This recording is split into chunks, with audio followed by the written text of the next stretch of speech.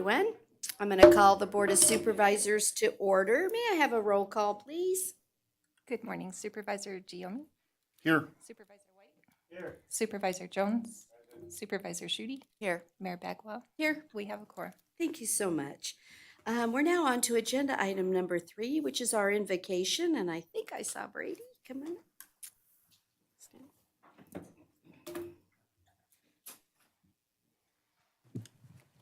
Let's bow our heads and pray. Father, we thank you so much for this city, for our state that we get to live in, Lord. I thank you for these supervisors and the decisions that they make to guide our community. God, I pray that you continue to lift them up and guide them and bring wisdom and knowledge to them for the best of the community, to build it up and bring us together in unity, Father. God, we thank you for this time and for the decisions made today. In Jesus' name, amen. Amen. Thank you so much. We really appreciate that. Mr. Hohen, would you please lead us in the pledge? I pledge allegiance to the flag of the United States of America and to the republic for which it stands, one nation, under God, indivisible, with liberty and justice for all. Thank you so much.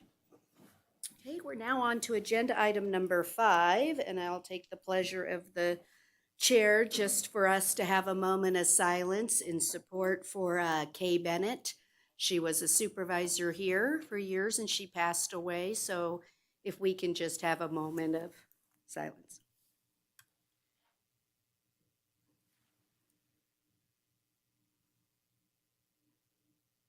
Thank you all so much.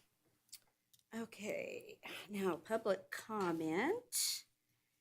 Mr. French, did you want to make opening or item specific?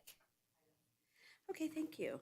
It looks to me like everyone else, beginning of meeting, Paul Eswine, I have signed up, come on up. And then I also see Bill Vance will be next.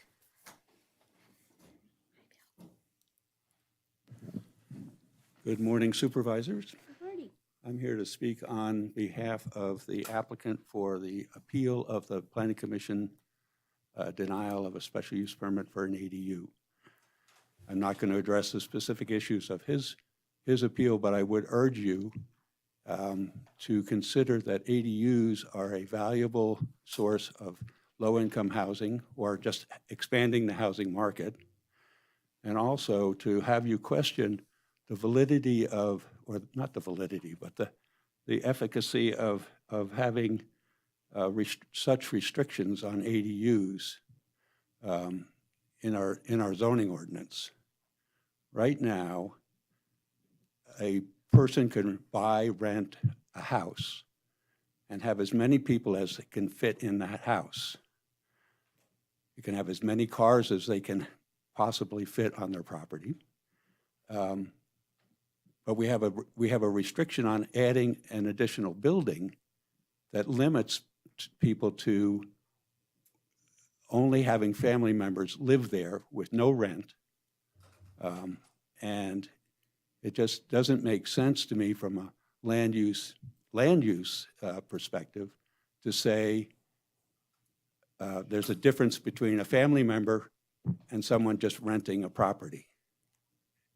You know, the use is the same, it's a residence. And I would urge you to consider that both in the appeal and as you review Title 18. Thank you. Thank you so much. Mr. Vance.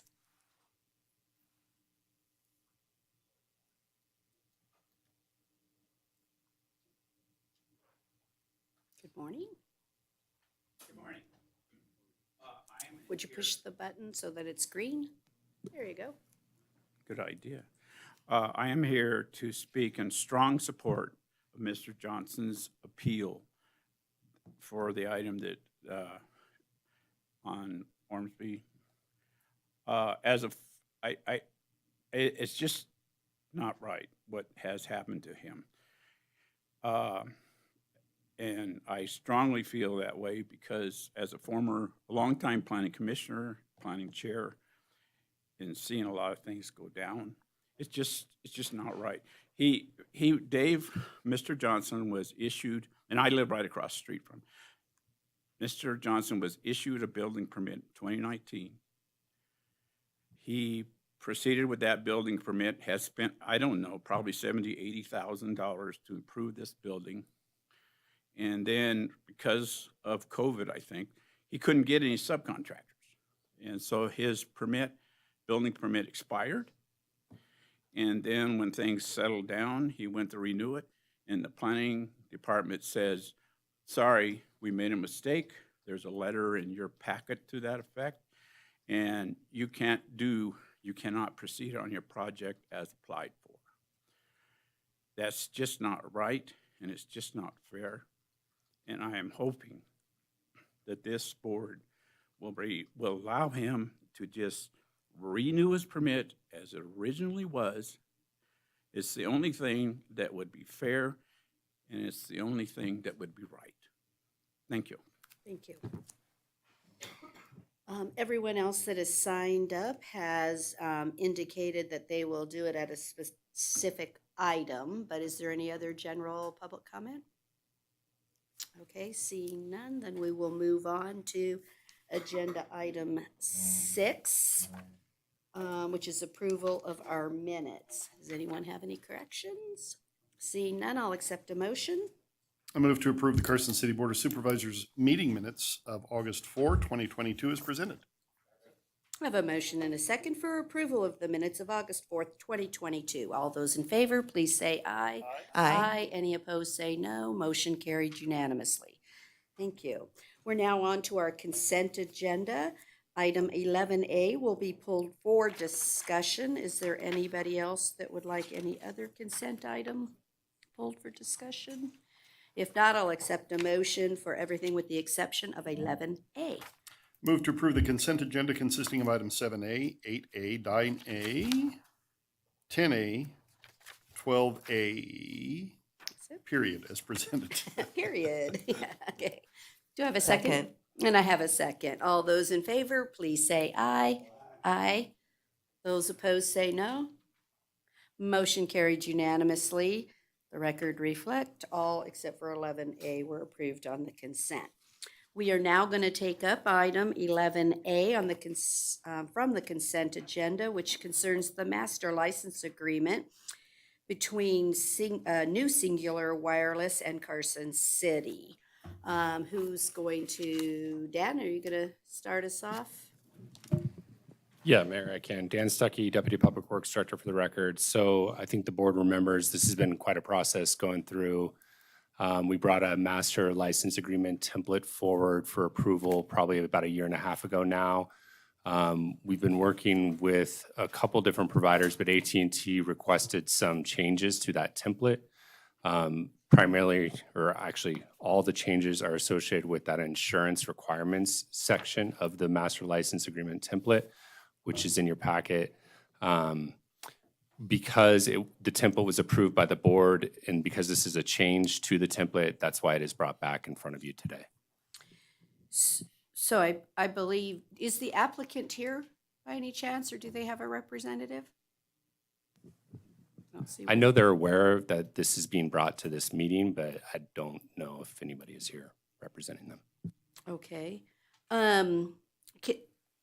Can you speak to us that, just for the public that is listening, if you're following along, we're on page 129 of our packet, or page 34 of the individual agreement in Exhibit C, which is where the amendments have been requested, just so that we're all talking from the same document here.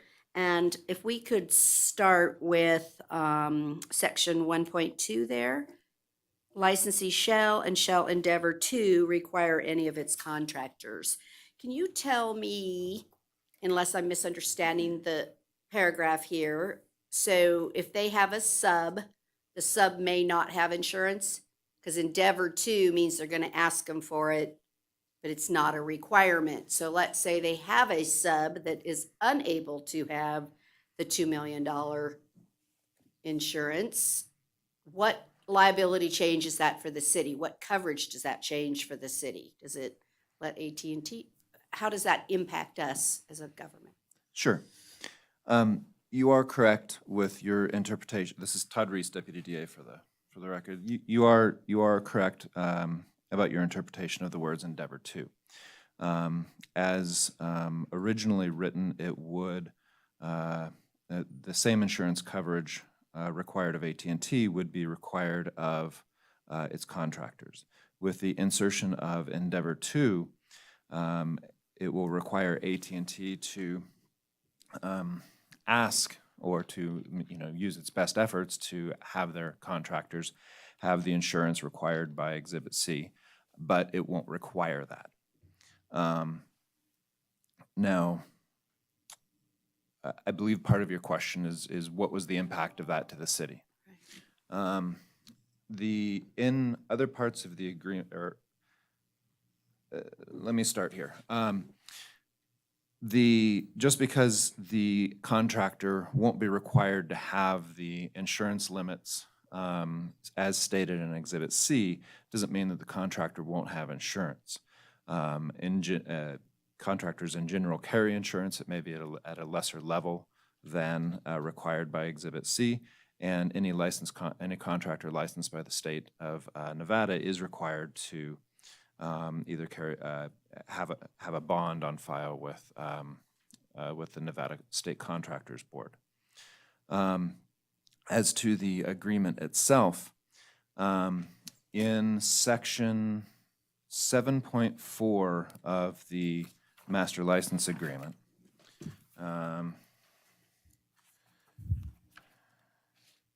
and that's on packet page 106.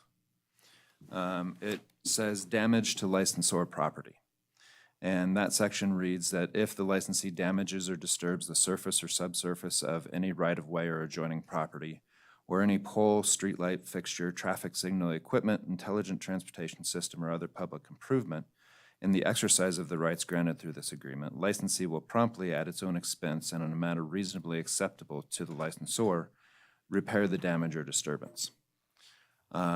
In my mind, what this means is that regardless of whether the AT&T's contractor or subcontractor has insurance, the city can look to AT&T to fix damage to the city's property if AT&T's contractor damages the city's property. There's another, this is also kind of reinforced in Section 14.1 of the agreement, which is on packet page 111, I believe. And this is the indemnity provision. The licensee indemnity, that means AT&T's indemnity, says that AT&T will indemnify, defend, and save and hold harmless the city. And I'm going to skip through the language here, so that I don't read all of it.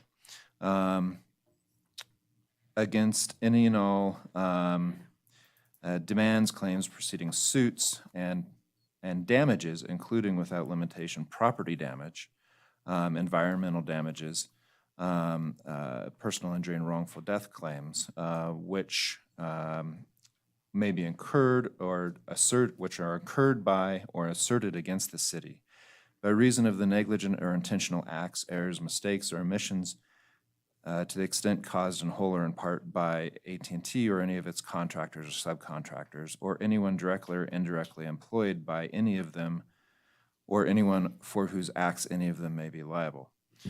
This is an additional paragraph requiring the city to indemnify the city for the city's damages. Property damages are specifically mentioned, and it's specifically stated that it's not just when somebody sues the city, but it's damages incurred by the city.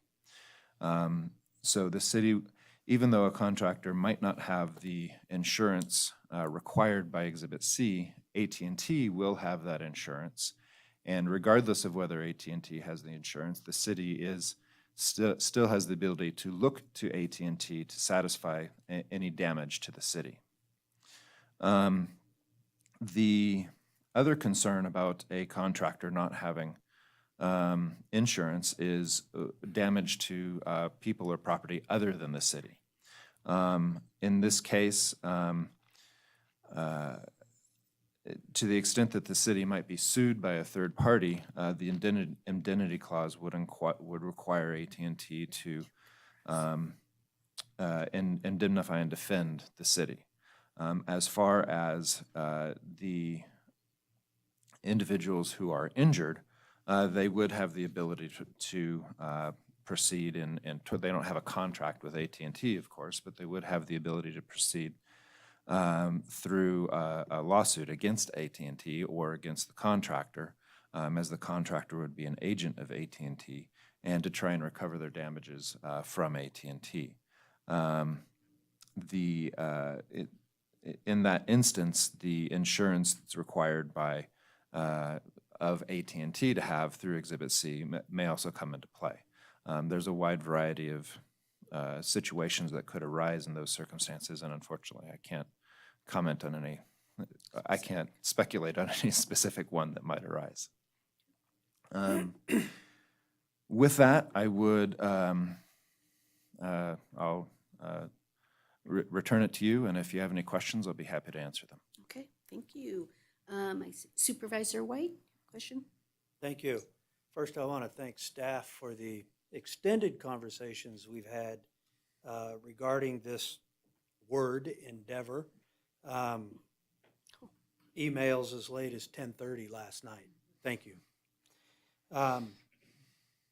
I'm confident that the city is covered and could be made whole. Those conversations, I really believe that staff has looked into this pretty deeply, and the city would be made whole. But I have a problem. The definition of endeavor, according to Mr. Webster, is to try hard.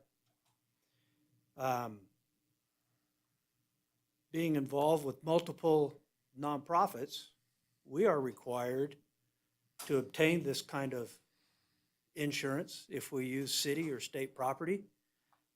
One of the organizations that I'm with, when we bring in vendors, we require those vendors to have this level of insurance. It's not hard to get. So if you have a contractor that cannot or will not obtain this kind of insurance, I don't have confidence that there won't be an issue. I don't feel like we should be engaging with a contractor that can't or won't get the kind of insurance that's required. There's something wrong with that contractor, and I don't want them working on city property. Supervisor Giomi? Thank you.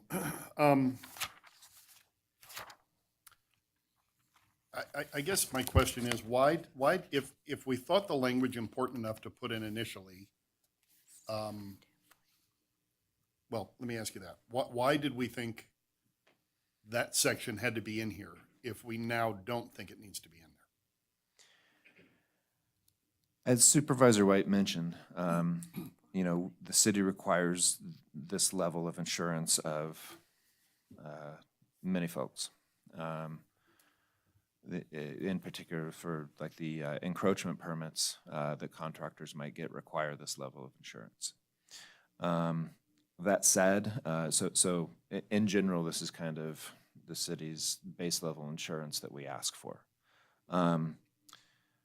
That said, in asking AT&T about it, AT&T did say that there are some contractors that it may use that may or may not be able to meet these insurance requirements.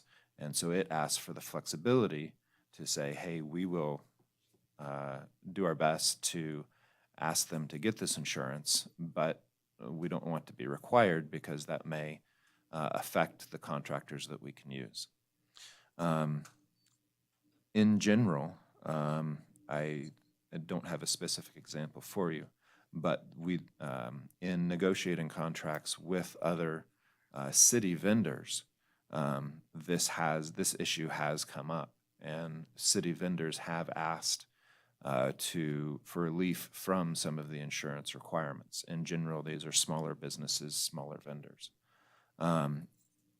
In those cases, the DA's office and the city staff will look at the individual circumstances, and if circumstances warrant, we will negotiate with them on the insurance requirements.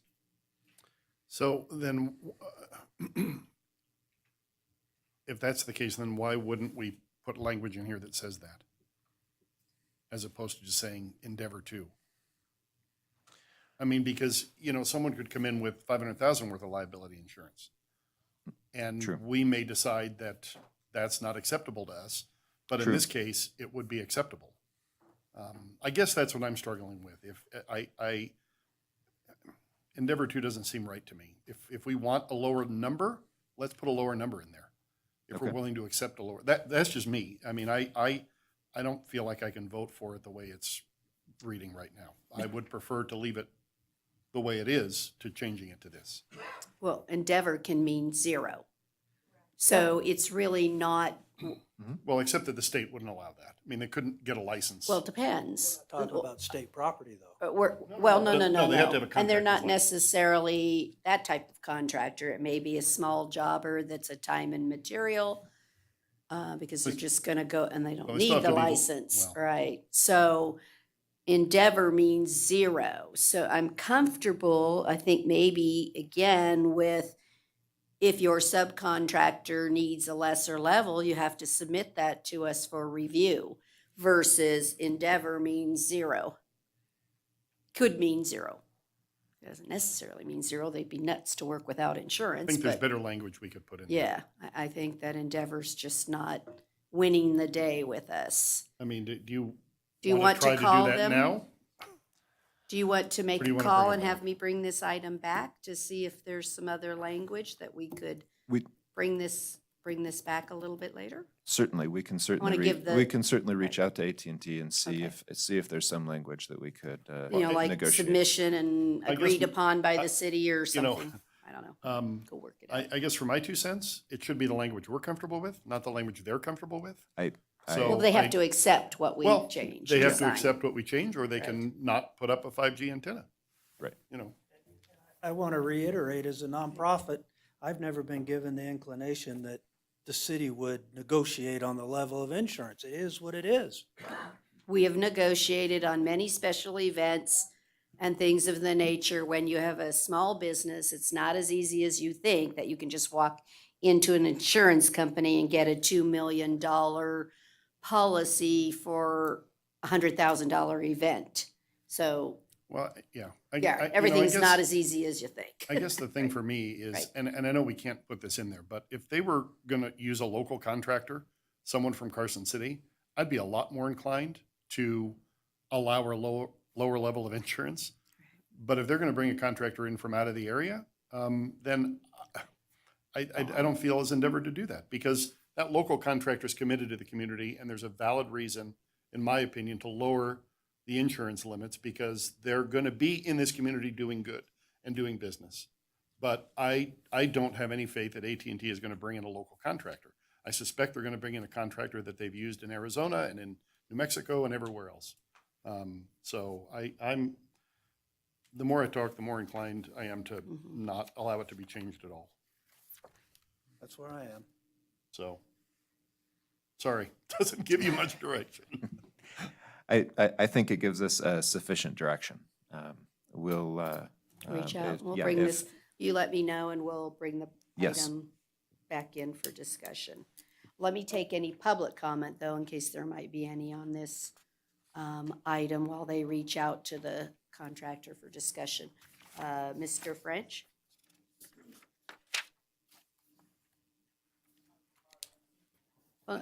Here you go. Mr. French, you can come to the end. Thank you.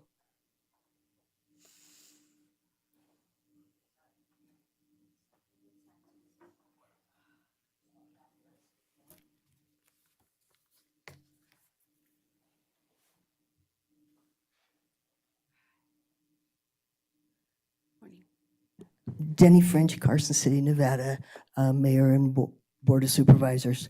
Today I'm having some technical issues, my body, but we'll get them settled.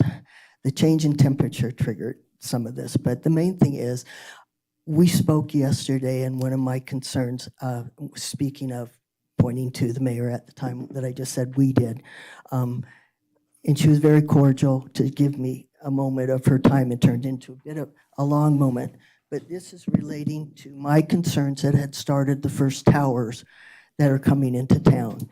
My concerns are with the electromagnetic fields that they put out. And the considerations I had was that when I was doing studies, they were saying, listen, we don't allow our workers to stay on those towers a certain amount of time. Everything I read was suggesting that the height of the towers were not just for direct unit-to-unit leveling so that the lines could have an easier run of connecting for the communications, but because the height was to protect the people below. And certain areas weren't encouraged to have schools or office buildings or any place that you would have people congregate for any great amount of time. Parking lot areas perhaps would be the better spaces and such. My concern is that with all of these new units that are going in so many different places, even though they're small, they give off electromagnetic fields. And some people are much more sensitive to those than others. And so I was concerned also with the liability considerations. And this is still fairly new technology. And placing it so close, we could get money from having them, but what are the costs? They have issues with cars that have electronic devices that were having trouble having their brakes initiated. And they figured out that it was because their computers were too sensitive to other outside influences, like even street light stop signs. So I would just like to say that with the technology so new and the suggestion of so many, that we not only want to have them involved with paying for damages, physical, as well as the material things. We are electromagnetic fields ourselves. We have our own electronic system in us, and those things can be interrupted by outside exposures. And I just appreciate your consideration on that side of it as well. Thank you very much. Thank you. Okay, is there any other public comment on this item? Okay, seeing none, we're going to table it and we'll bring it back up before the end of the meeting. So we're now going to move to agenda item 14A, which is discussion and possible action regarding an appeal by the applicant David Johnson on condition number 6 of the Planning Commission's decision on a special use permit. It's not Heather Manzo sitting there, either one of you. I have a disclosure. And a disclosure, Supervisor Giomi. Thank you. NRS 281A420 requires me to disclose a conflict of interest and abstain from voting when I have a disqualifying conflict. This agenda item concerns an appeal from a decision of the Planning Commission.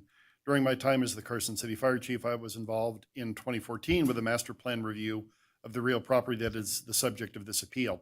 However, my involvement in the master plan review process was routine in nature and consistent with all master plan reviews of properties in Carson City as an official duty of the Carson City Fire Department. To the best of my recollection, I did not participate or have any other involvement in discussion relating to the use of a guest structure on the property, if any such discussion even occurred. I make this disclosure in the interest of full transparency, but on the advice of Board Counsel and pursuant to NRS 281A.420, which requires abstention only in clear cases and in specific circumstances.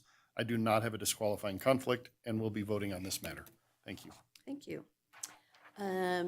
Hope or Heather. Hope's going to give us a start on this one. Okay. Thank you. Thank you, Mayor. Hope Sullivan, Community Development Director. First, I'll just make sure the board has received the late material.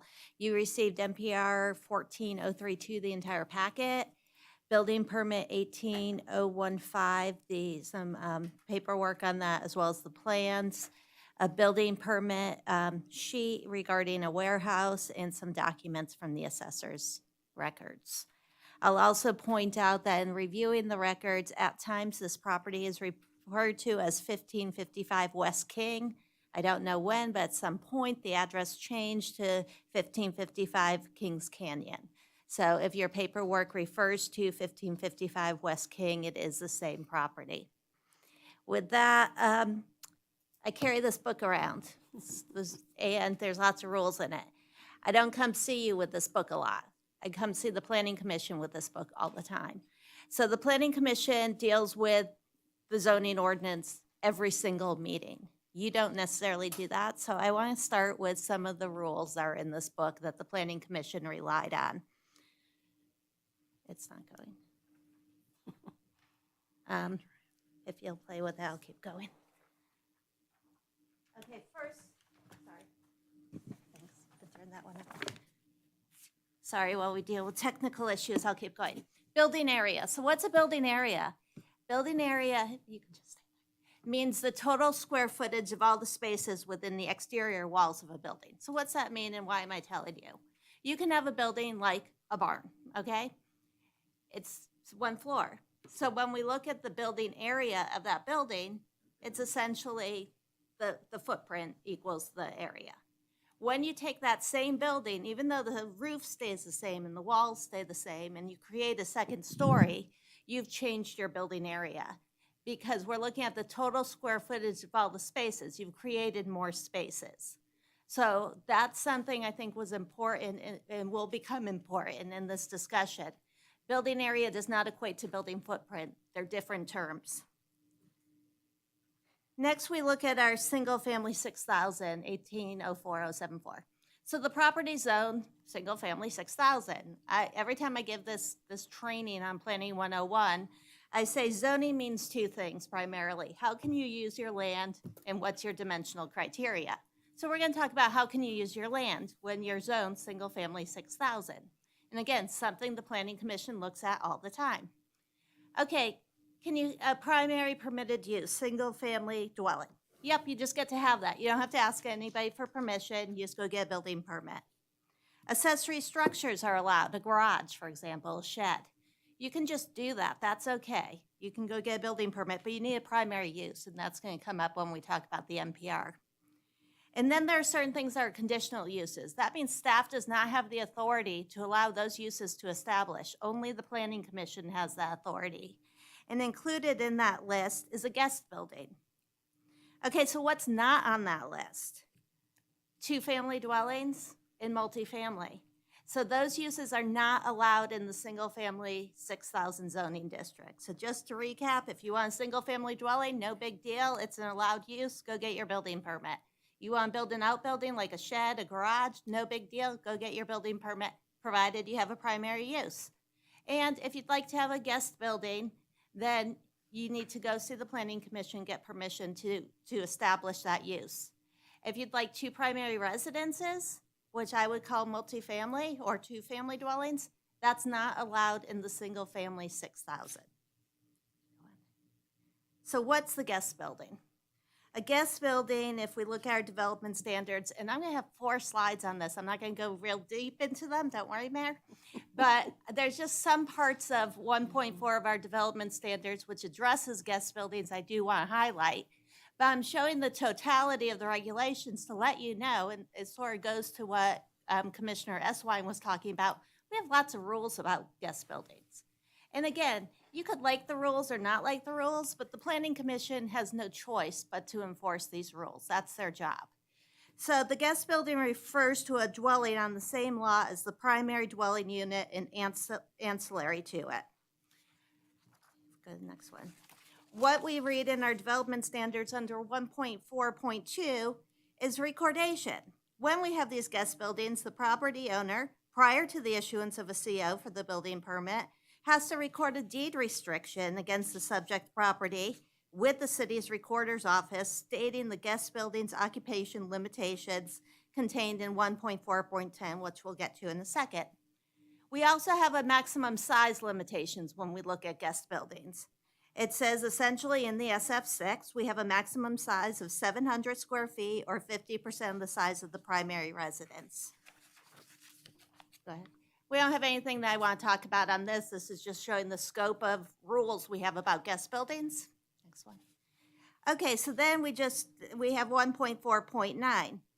The guest building provisions related to size, height, so on and so forth, may only be modified with a special use permit. So we just read, okay, our size is limited. We can have 50% of the size of the primary residence or 700 square feet, whichever is less. Well, in this case, it's going to be the 700 square feet.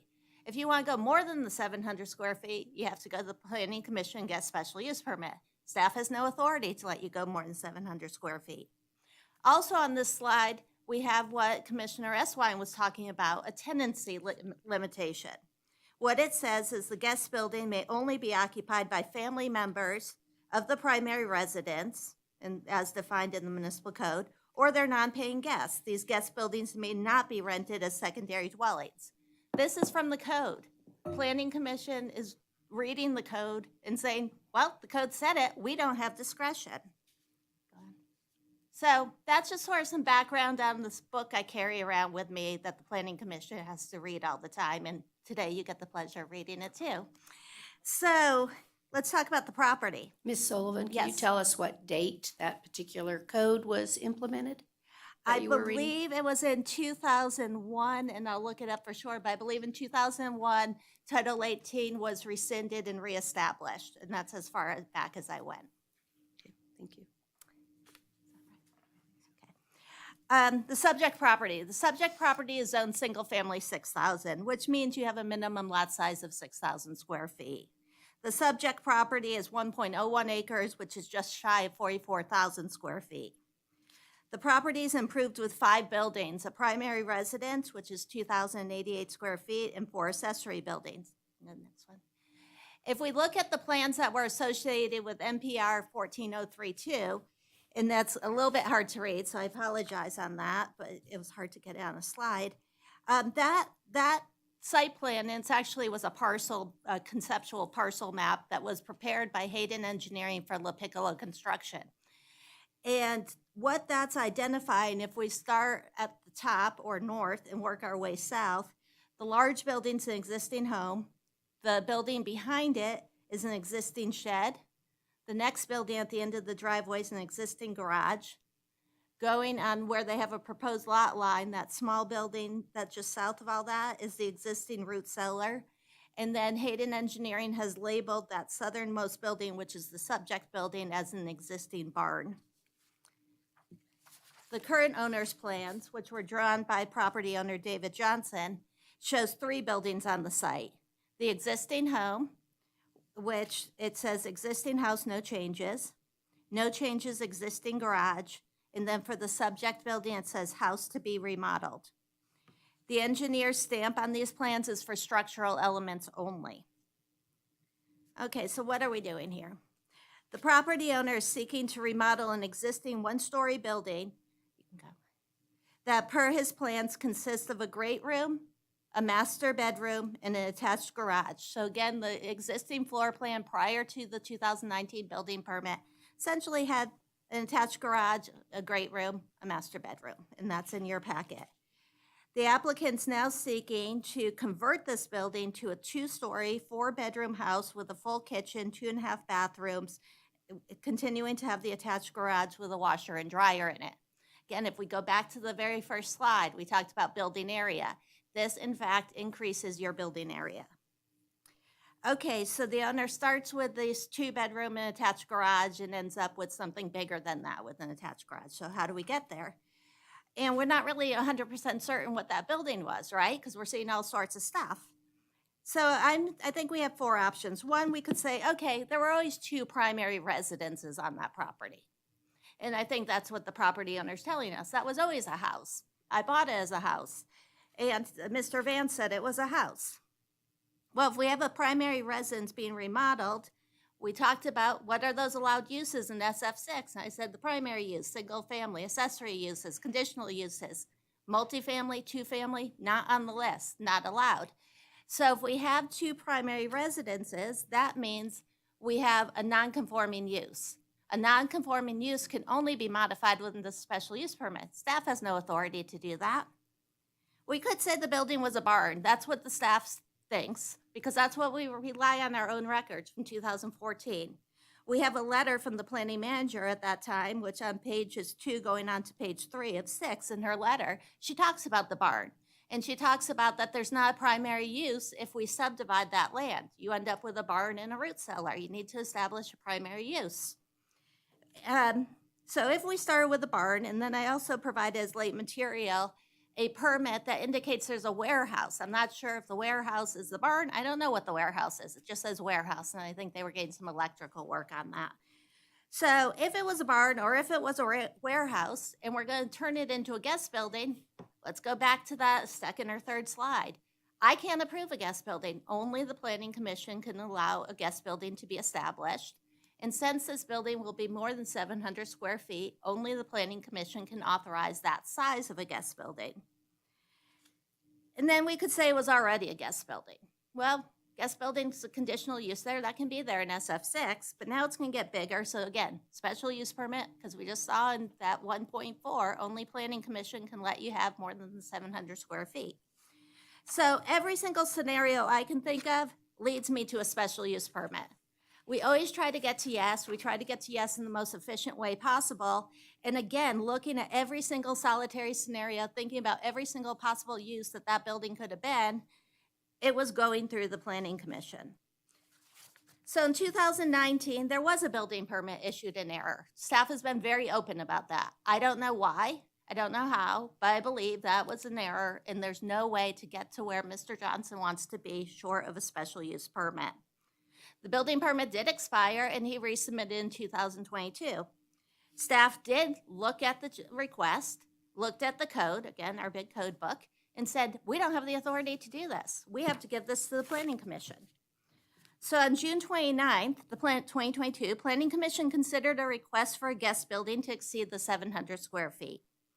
Staff, again, was relying on NPR 14032, and you have that whole file, because we look back to say, okay, have we ever worked on this property before? Oh, look at Hayden Engineering did this plan and called it an existing barn. And Susan Pansky, then the planning manager, even talks about the barn in her letter. And it sounds like the barn was discussed in the NPR meeting because she references as discussed. So staff feels pretty confident we're starting with a barn. The Planning Commission asked, well, could we just do a parcel map? We got an acre of land, you only need 6,000 square feet. Could we do a parcel map so that he can have the primary residence, so it's a single family on each of these parcels? The property owner at that time said he wanted to look into it, he didn't know. But that would have been an option. In fact, that was something being looked at in 2014. The Planning Commission did approve the special use permit for the guest house at the requested size, and included a condition of approval relative to the tenancy limitation of the development standards. Technically, Planning Commission didn't have to include that tenancy requirements in the code. They could have stayed silent. And I actually have asked the associate planner who's on vacation, so I'm here, you get me, not her. Well, why do we do that? It's in the code. And her concern was the owner didn't understand that requirement, and she really wanted to highlight that requirement. But I want to just underscore, Planning Commission could have stayed silent on that, because even with their silence, we would have applied the requirement. Planning Commission, as you know, when they consider a special use permit, needs to look at 5 findings of fact. When looking at the 5 findings of, you can go next one, I think, yeah. When they look at the 5 findings of fact, we often look at finding what I call number 2, which is all about neighborhood compatibility, noise, odor, stuff like that. We talk about that a lot. We don't talk about the 5th finding a lot, because usually it's not worth talking about. The 5th finding tells us that it has to meet the definition specific standards set elsewhere in this title for the particular use and meets the purpose statement of the district. So how do we interpret that? The way I interpret that is you have to meet all the other rules. We have a book full of rules. You have to meet those rules. If you meet all those other rules, we can get to yes on that particular finding. So considering that finding, the Planning Commission said, well, we don't really have the authority to say you don't have a tenancy requirements in the code, and we're just repeating what the code says, and we have finding 5. So that's how the Planning Commission got to where they are. The appeal. On July 7th, 2022, the property owner submitted an appeal of the Planning Commission's decision, seeking to remove condition number 6, which basically reflects that tenancy requirement and the requirement for the deed restriction. Again, both derived from Development Standards 1.4. And again, kept in place, although they didn't need to be, based on finding 5, which says you have to do what all the other rules tell you have to do. The property owner relied on the assessor's records to indicate there were 2 primary residences on the property. In discussions with the assessors explained there's a part of NRS 361045. And it states all property of any kind and nature, whatever, within the state shall be subject to taxation. So essentially, the assessors, appraisers go out, they observe the land use, and they assess taxes based on that. They do not research whether or not that use was lawfully established. So although, and that sounds like horrible, right? Because why aren't we all talking to each other and making sure we're all doing things right? But essentially, we're working out of two books under two laws. So the community development department tends to look at building records. We look at planning records to identify what's a lawful use. We don't look at the assessor's records to determine lawful use. We recognize that the assessor will often have records that are different than ours. Occasionally, they'll flag something for us, not every time. That said, I went over to the assessor's office because the property owner was relying on the assessor's records, and I wanted you, as the board, to have the benefit of seeing what the assessor's records say. I want to be fair and transparent and complete. Few things I gave you in late material. Well, this wasn't late material. Page 175 of your packet included miscellaneous building record sheet 2 of 2. It's not dated. And what you see there is it lists those 4 accessory structures. Can you stop for just Yes. Page 175. Sorry. we're just That's not quite okay. as fast. You talk at human. Sorry, I got the mayor looking at me. She's good. The mayor's like, would you stop? Talk to Just them, kidding. my fingers can move. Thank you. Okay, we good? Yes, ma'am. Thank you. You'll see in the top left, and I didn't put this in the slides. In the top left, you'll see the word barn, and that word is crossed off, and somebody has wrote Residence B. You'll also see a notation. I don't think I put it in the screen. No, I did. You also see a notation to the sort of right of that says partial L/A ? And then somebody else writes yes. We don't know for sure what that means, but I spoke to staff at the assessor's office. They think it might mean partial living area ? And then somebody wrote yes. We don't know for sure. These notes aren't dated. All this note tells me is at some point somebody thought it was a barn, and at some point someone thought it wasn't a barn anymore and it was a Residence B. I don't know when that happened. I don't know who did it. Also, if we pursuant to NRS 361-4722 through 4724, the assessor sends out an affidavit for residential rental property tax abatement. What you have with your late material is in fiscal year 24-25, property owner at that time, Christina Potter, who was located in Seattle, Washington, her mail went to Seattle, Washington, completed an affidavit and checked a box that the property is a rental property. That was received by the assessor on May 1, 2014. There was then a follow-up on May 30th, received on May 30th, 2014, where Christina Potter seemingly advises the property is no longer a rental and further indicated that the property is for sale. Okay, so what's that all mean? We don't know. What was the rental? Was the rental that primary residence? Was the rental this other building that we're not quite sure what it was? We don't know. Yes. So when you refer to the property was a rental, so we don't know which building, is that what? Exactly, Okay. exactly. There's not that level of detail. In 2016, and this is with your late material as well, the current property owner indicated that the subject property is his primary residence and that the remaining portion of the property could be a rental and, quote, is not fixed up at this time. Just giving it to you. Doesn't tell me what the lawful use is, the Planning Commission did not see these documents, but I know that the property owner is relying on the assessor's record, so I wanted you to have this information. Also with the late material, the Marshall and Swift residential estimator dated December 2001 references an attached garage. Why do we care about an attached garage, right? Well, the assessor has explained to me that an attached garage will only show up in their records if it's attached to a residence. That said, the assessor does not differentiate between a residence that may be what Commissioner Eswine referred to as an accessory dwelling unit, which we would maybe call a guest house, versus a primary residence. A residence is a residence is a residence, whereas our code has a primary residence and what we call a guest building. In 1994, 1998, 2001, 2007, 2011, and 2017, and you have those documents, the assessor identified the subject building as a single-family residence. Again, this information was not provided to the Planning Commission, as the community development staff does not rely on the assessor's records to determine lawful use. With that said, per 1802-060 of the municipal code, a person aggrieved by any decision of the commission may appeal to this board.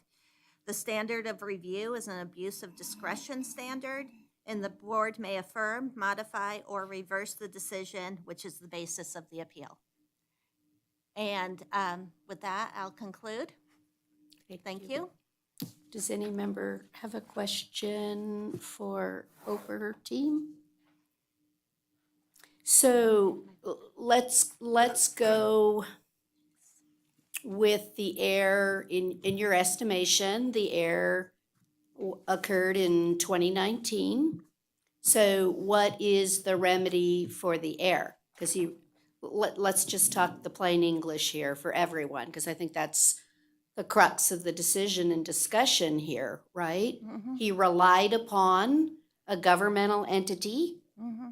He was issued a permit. He acted upon that permit lawfully because he had one. So, and now we want to come back and say, oops, sorry, we shouldn't have issued you that permit. So are you saying the remedy is something different than this? I'm going to disagree with the very end of what you said. I was with you up until you said something to the effect of, oh, sorry, you can't do it, or you didn't say those exact words, but essentially. Okay, so did he act on a lawfully issued permit? Yes. Was that permit issued in error? Yes. Did the staff, when it expired and it came back and the staff was asked for him to be able to continue to basically issue this permit that no longer existed, staff said, wow, we have to do this properly.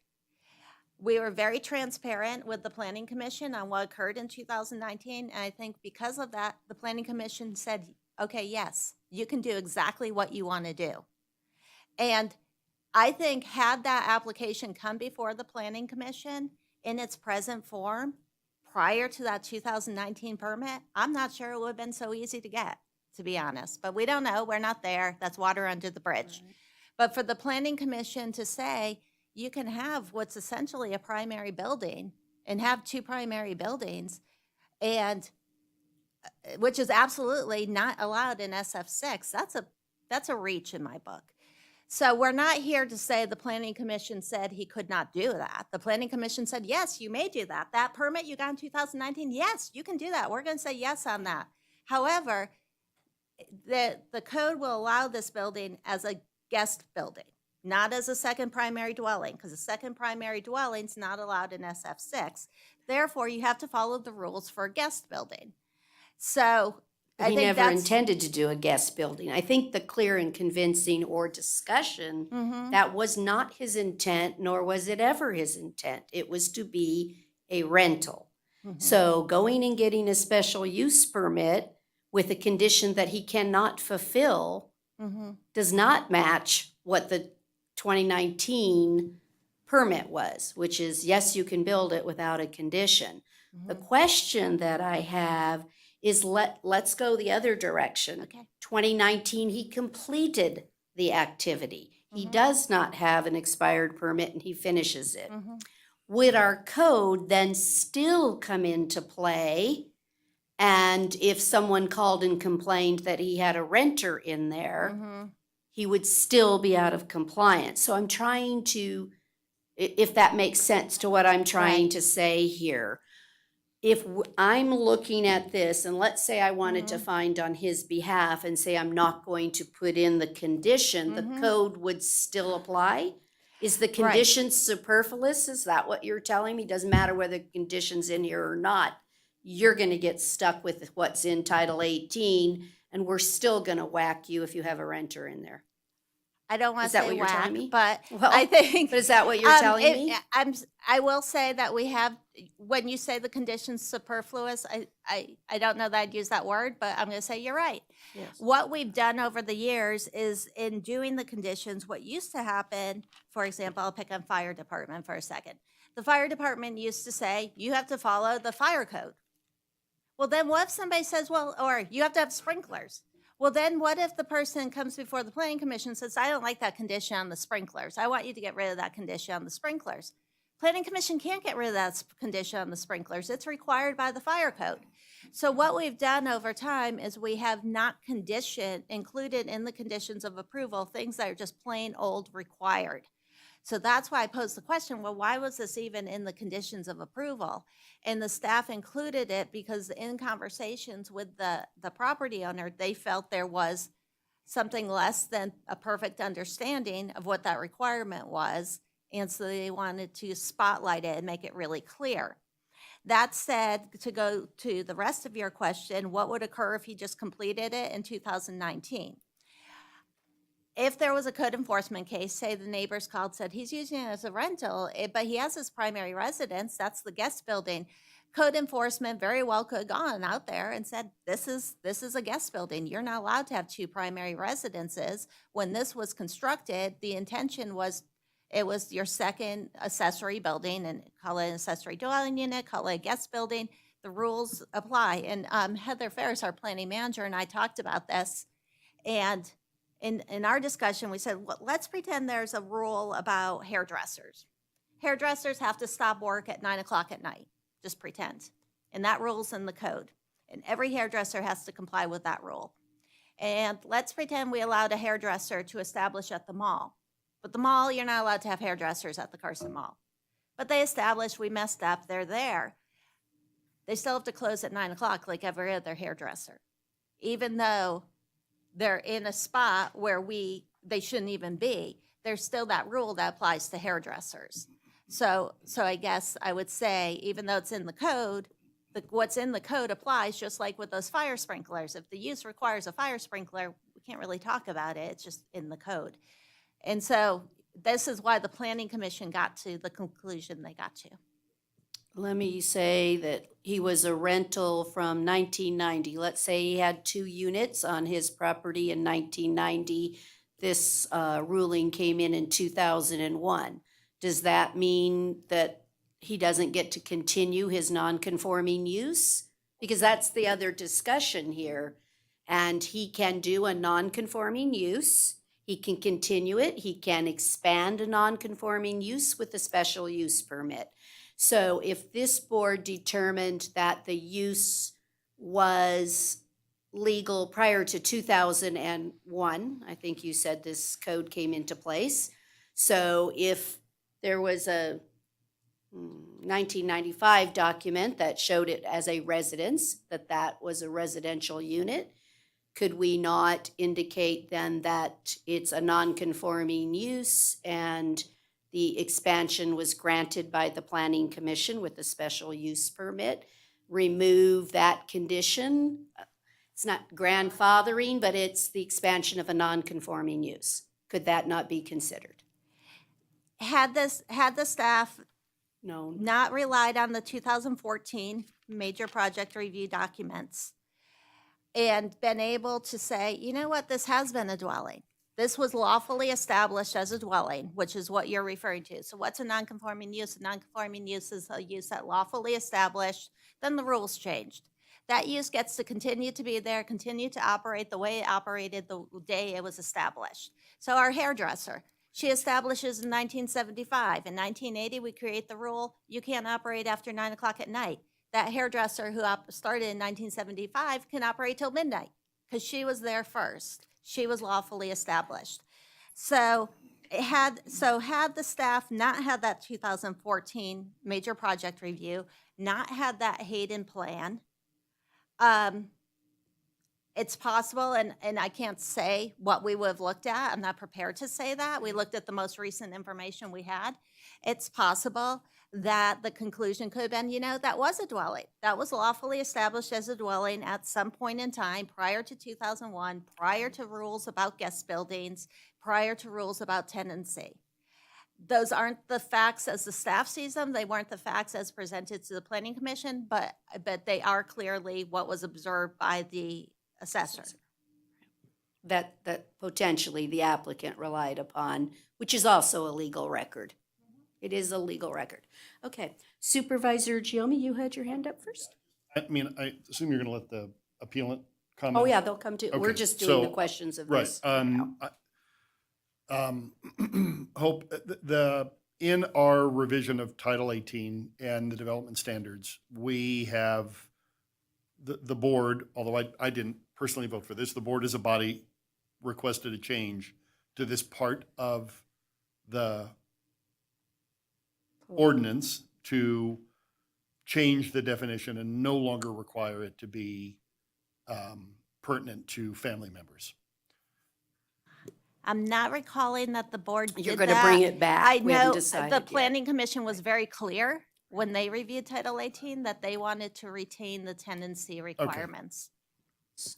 Well, my recollection was Not that, us, not us. yeah, my That recollection was theirs. the discussion Right, from the board, right.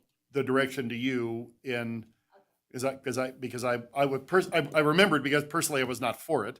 But the You're majority, probably exactly of right. the board was for changing that part of the law.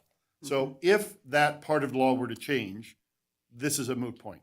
Is that a fair statement? That's correct, and that actually, I believe, came up at the planning commission, because what happened at the planning commission was there was discussion about if we change the rules and we no longer have a limitation on tenancy, yet we've established a deed restriction, what do we do with all these deed restrictions? And the answer was the deed restrictions referencing a code section that mandates a tenancy. If that code section no longer exists, there's no longer the mandate.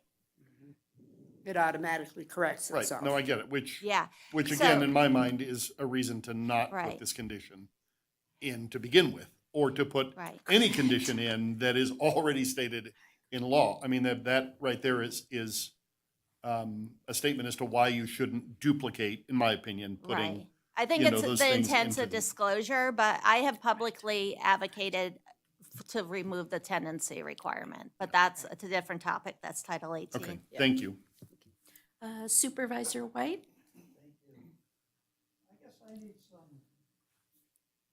I guess I need some clarification on what establishes legal use. I've always assumed that it's through the process of obtaining a certificate of occupation.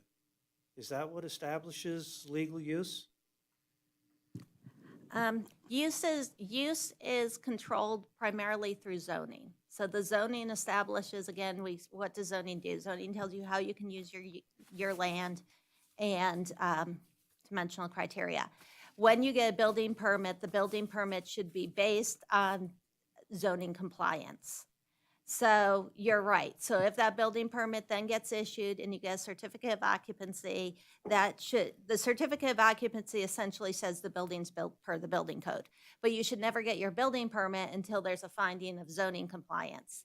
All of that said, in the case of this particular building that we're talking about, which per the assessor's records was constructed in 1950, I have not been able to locate a certificate of occupancy. But on research I've done on a different matter, it appears the city adopted its first building code in 1958. And so apparently, there's never been an established legal use of this building. We can only rely on what's been historical. You talked about that one map, a topographical survey and preliminary parceling layout map that labeled it as a barn. Would this topographical survey and preliminary parceling layout map establish legal use of the building? No, a survey would identify existing use. So staff looked at this, assumed that since the surveyor identified as an existing barn, that the existing use in 2014 was a barn, because the survey will not call out an intended use or a historic use. It will call out the use at the time the survey is completed. And yet at the same time, the assessor was assessing the building as a residence. Also in the late material, we had that 1981 permit. On that permit, it calls the building a warehouse, and the permit is asking to move an appliance. Would a building permit establish the legal lawful use of a building. What that building permit does, and I'm not sure which building they were referring to as the warehouse, in fairness, Doesn't say. you can't tell. But what they do is the applicant filled that out, that's the applicant, Mr. Potter's handwriting. He refers to a building on this property as a warehouse. I don't know what building he's referring to. And I provided that to the board not to imply that that was lawful or not lawful. It was just another piece of information to provide. So staff did not rely on that piece of paper. When this went to the planning commission never saw that piece of paper and did not rely on it either. I was just letting you know that's possible. Right. It was described as a warehouse. But I think the real bottom line is, for whatever reason, since 1950, this building has never had a legally established use. Well, it probably had a legally established use. It's just that when we look at the documentation, we have two agencies with different documentation in fairness. And in 2014, if the planning staff saw an existing barn on a piece of property, again, if we go back to that slide, what's allowed, an accessory building, provided there's a primary use, is an allowed building. So they would have just said, oh, that's fine. But if you subdivide the land, you have to establish a primary use. You can't have it as the accessory buildings. But again, back to my original question, without a C of O establishing what the building was intended to be, Yeah, I think it would be the building permit I would be relying on more than the CO. But you're right, we don't have either. And per the assessor, construction was 1950, and per my research, the first building code adoption was 1958. We also have on, oh, I'm sorry, I thought you were done. Go ahead. And so, starting in 1950, the series of zoning schemes that this property has been subject to, all of those zoning schemes allowed a secondary rental, primary residence type arrangement until 2006, when single-family 6,000 became the zoning for this parcel. So the prior A2, CR, SF2A, those all allow the arrangement he's trying to maintain. Although I looked up what the historic zoning districts were, I did not look up all the uses associated with those, nor did the planning commission consider that. But perhaps this property, this building as a rental was in compliance until 2006, when it was zoned single-family 6,000. I can't say yes or no, but perhaps. Okay. Are you completed? I'm done. Sorry. Supervisor Schutte? To follow up on Supervisor White's question, though, when this property was purchased, the zoning as it is now was established. And so would, at the time of purchase, does that then require that current zoning at the time of purchase needs to be followed? Zoning and land use is independent of ownership. So going back to the mayor's example, had there been a lawful non-conforming use, a lawful use established, the rules changed, it becomes a non-conforming use, it doesn't matter who owns that property, they continue to own that non-conforming use. Similarly, if there's a code violation on the property and somebody buys the code violation, they now own the code violation. Right. Okay. You get that too. Helpful, thank you. Okay. All right.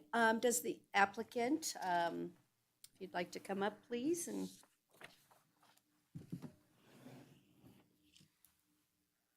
please push the button. Oh, thank you. Todd got that for you, and state your name for the record. Thank you. I'm David Johnson. I'm the owner of 1555 Kings Canyon Road.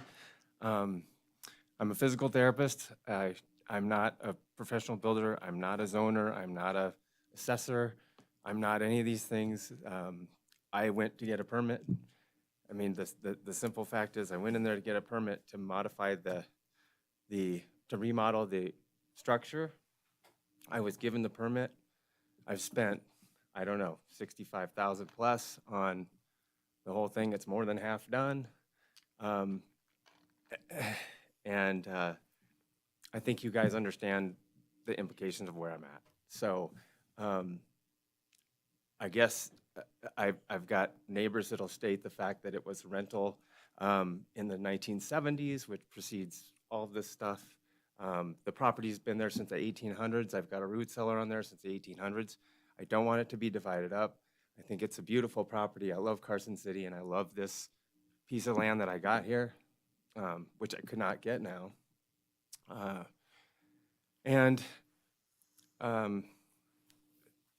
just wanted to remodel it, make it what it should be, and fix it up so it can be used.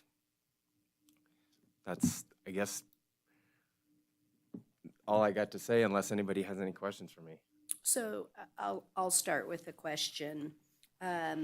When you purchased the property, you believed it to be a residence that was rentable? Yeah. I mean, not in its present state, but it had been rented in the past. And the real estate agent, I'm trying to figure, he's a real popular one around here. No one's sitting in here, hopefully, right? No, I don't think. I Anyway, see a few of them yeah. here going, no, we didn't do that. Yeah, so he said that it was 2 residences. Before I bought the property, I went to the assessor's office and saw that it was 2 residences because I just didn't know, and it was a lot of money to me at the time. And yeah, so I believed I was buying a place that could be 2 residences and thus be rented out as a residence. So there's opportunity, why is the avenue to come into compliance with current rules? Why not do a parcel split and then you'd have 2 separate residences and you could very well rent that one? Why not come into compliance and do a parcel split? I believe that it doesn't apply because this place has been a property since the 1800s. It's got old buildings on it. I don't want to split one of them up. The root cellar goes with this one. The woodshed goes with this one. I don't even know where I'd put the line. Second of all, that's at least $40,000 of money that I don't believe I need to spend. I believe it supersedes all of these rules, honestly. The use supersedes all the rules. Supervisor White? Thank you for being here today. I'm under the impression after watching the video from the Planning Commission and from your statement just a moment ago that when you bought this particular building was rentable, but just not up to your standards, and that's why you wanted to do the remodel and the expansion? Thank you. I don't see any further questions for the applicant. Okay, any further questions okay, is there any public comment on this item? We had some at the beginning, but any further?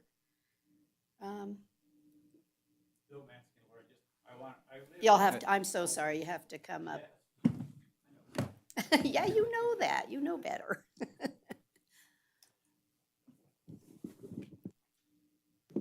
I've lived there for 50 years, over 50 years. And it has been a rental on and off, mostly on that entire time. It's a little 1-bedroom studio at the time. And I'd say maybe 4 or 5 different tenants. And so there's no doubt about that. And I just wanted to reaffirm that. But it's been a rental. Thank you. Can you give us your name, please? Bill Vance. My name again is Bill Vance. Thank you. So just one last chance. Is there any closing comment that anyone chooses to make? Okay, then we'll bring it back up here for general discussion. I think we have a few choices. And I apologize in advance to the Planning Commission that potentially you did not have all the data to be able to make the decision, but it's one of those things, this file probably makes it difficult on everyone. Records from the 1950s are not as prevalent as they are today. They're not as well marked, they're not as well dated, they're not initialed, they're not signed, they're not as concise.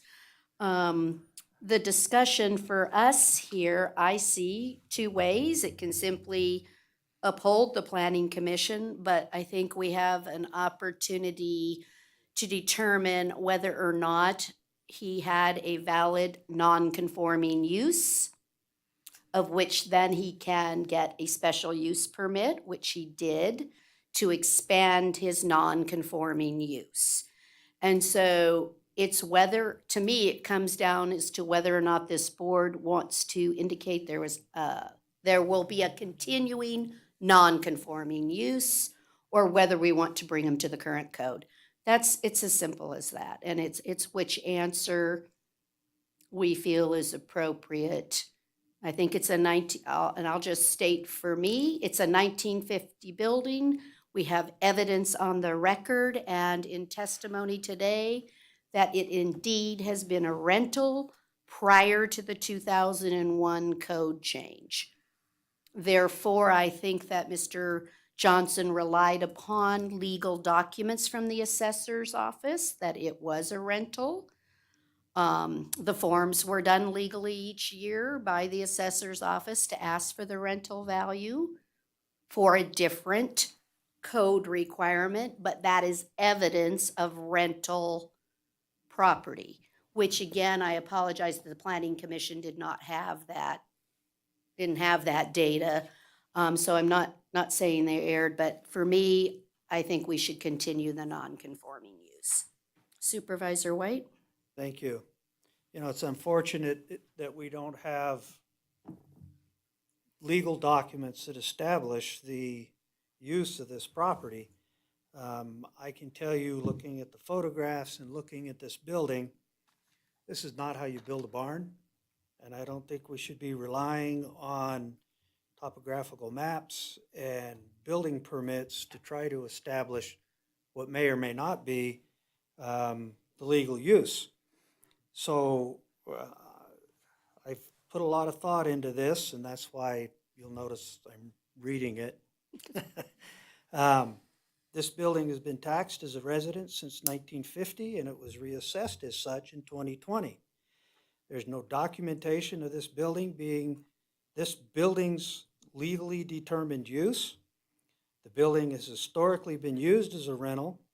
There's no evidence that any other use than a residence has ever been legally established.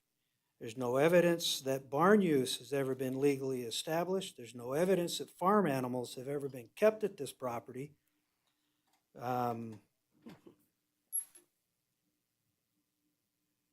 I see no evidence that the rental use of this property has been discontinued. And as I said earlier, all the zoning schemes ever applied to this property have allowed this rental. And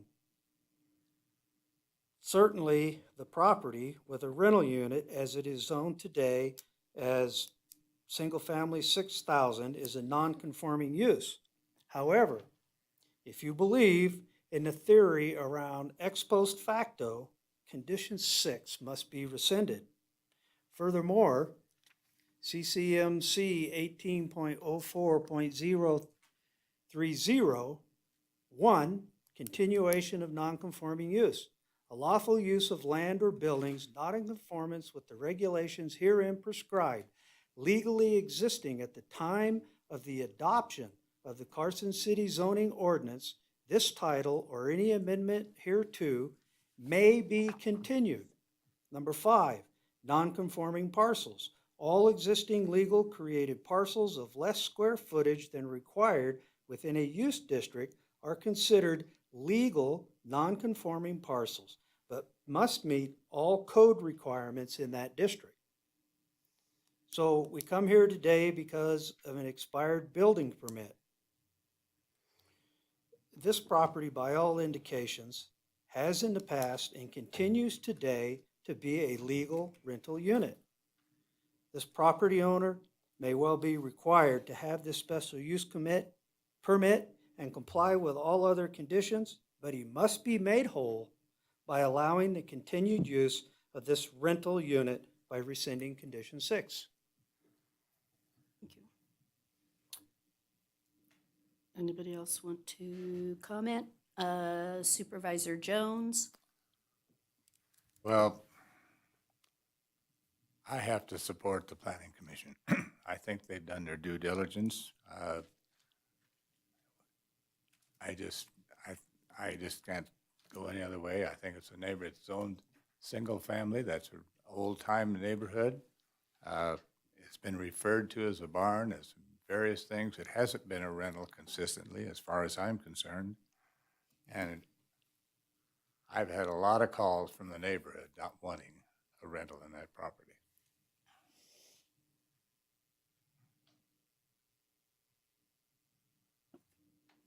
Did you want to comment?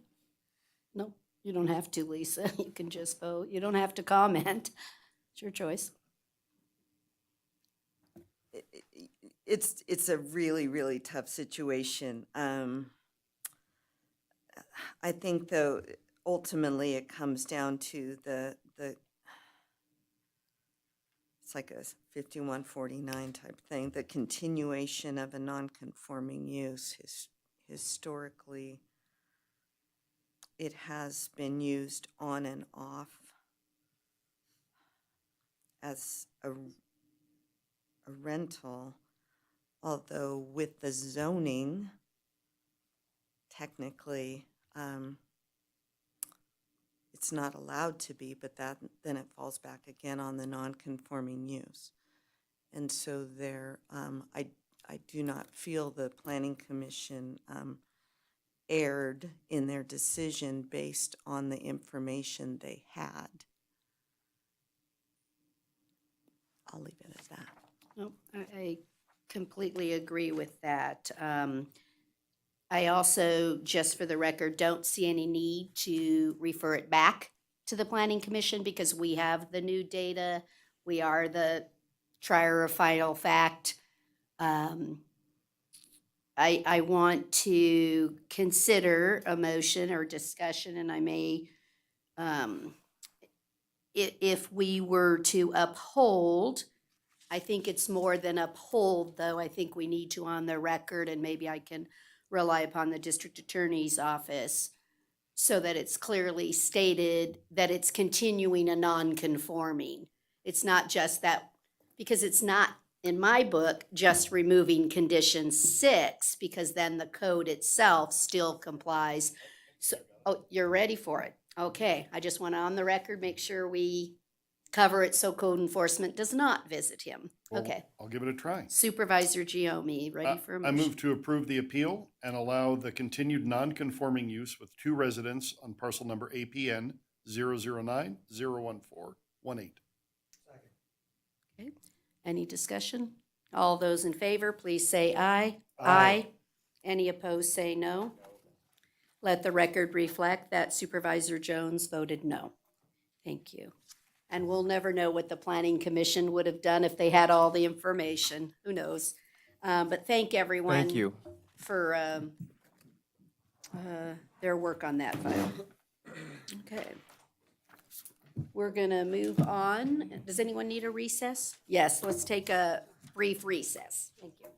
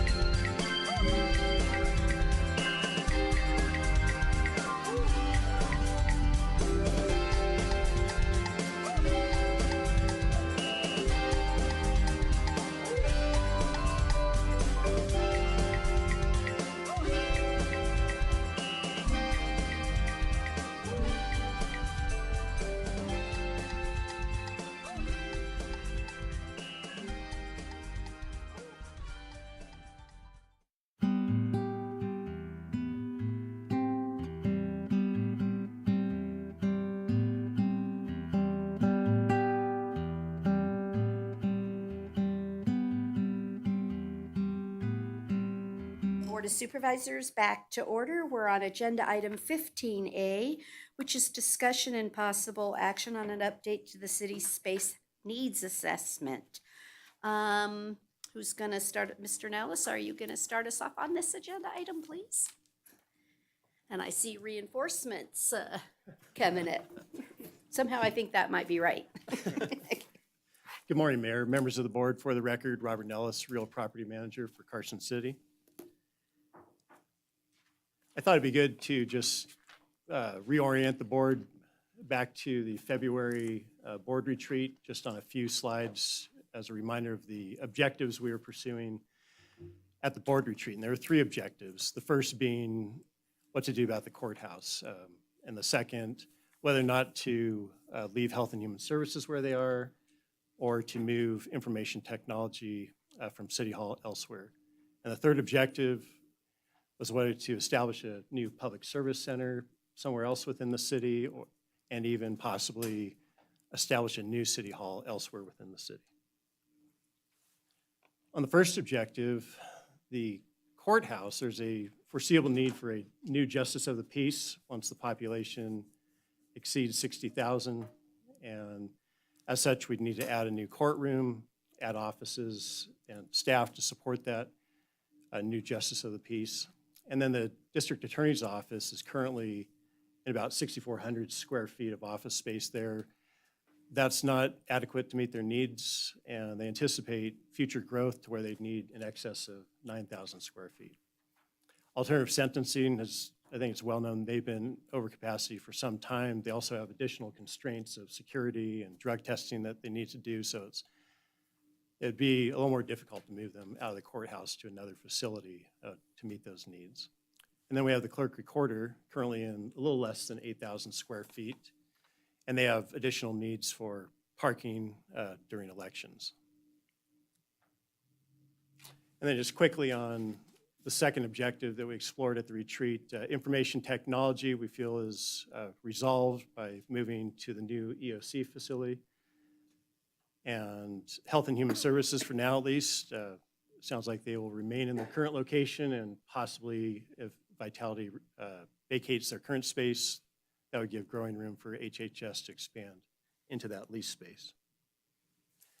Now, the third objective was establishing a public service center with the agencies listed on this slide, with some optional agencies of whether or not the clerk recorder would go in there or not, and house everybody in one location, including executive offices and board offices, as well as possibly a new boardroom. So those are, it really just depends how big would we want this new public service center to be, and or if it would be a new city hall.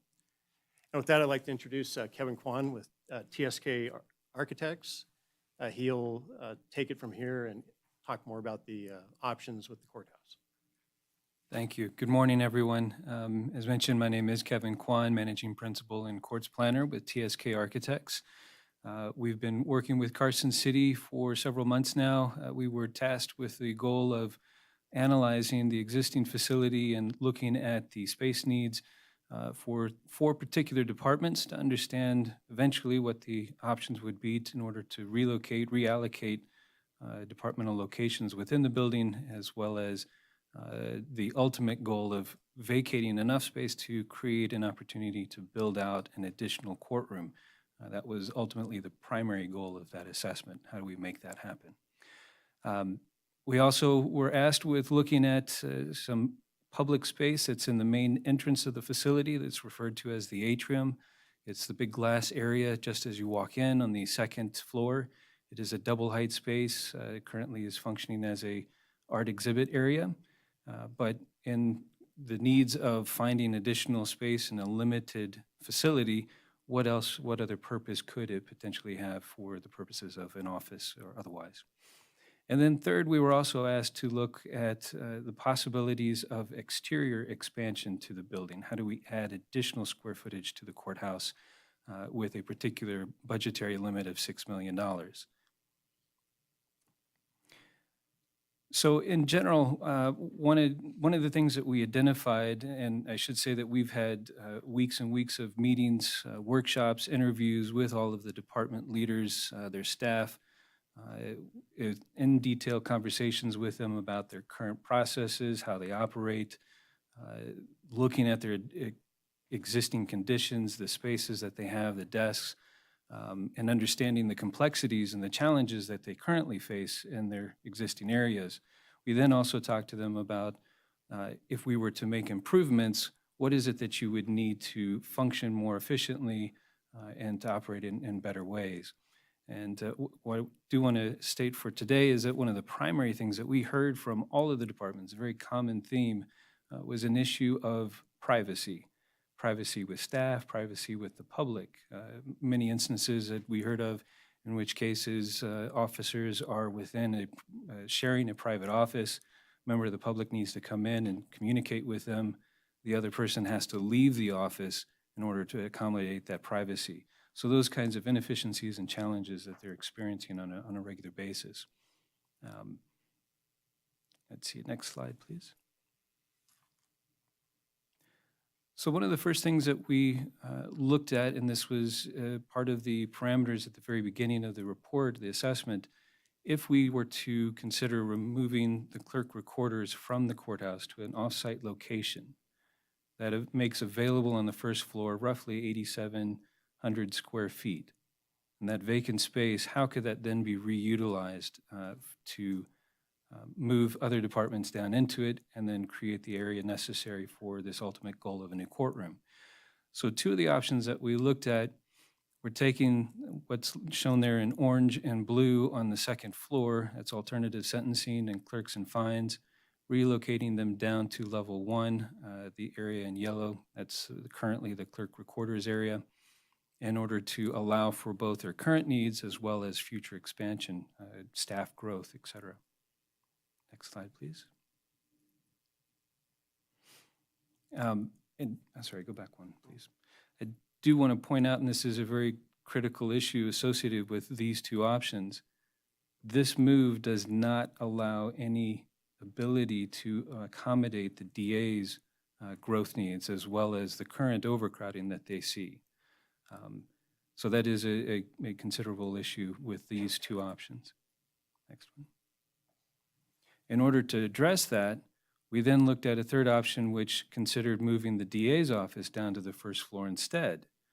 Vacate that space, move the DA down. It does have additional growth area to accommodate them.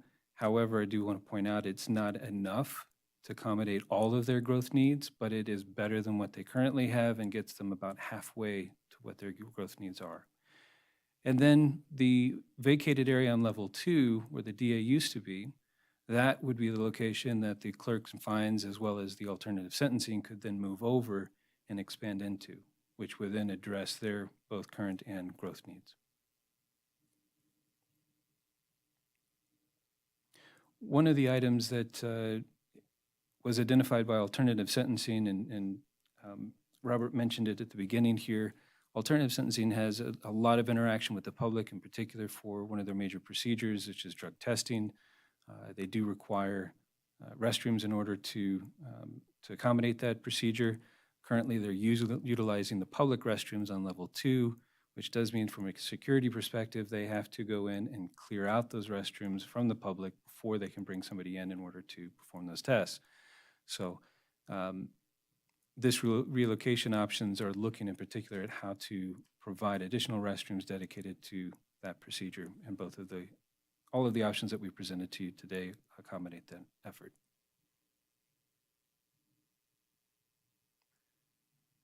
Won't spend too much time here on this next slide, but do want to share with you that ultimately we were able to validate that by vacating out the clerk's area currently that they occupy on level 2, it does provide sufficient space to accommodate the additional courtroom that is being asked for as part of the primary goal for the report. The one implication that I do want to share with everyone is that the issue of in-custody circulation. In the existing 2 courtrooms that are centered in the building, there is a holding area in between. And so in-custodies are brought into that holding area. They're brought up from the jail into it through a vertical elevator.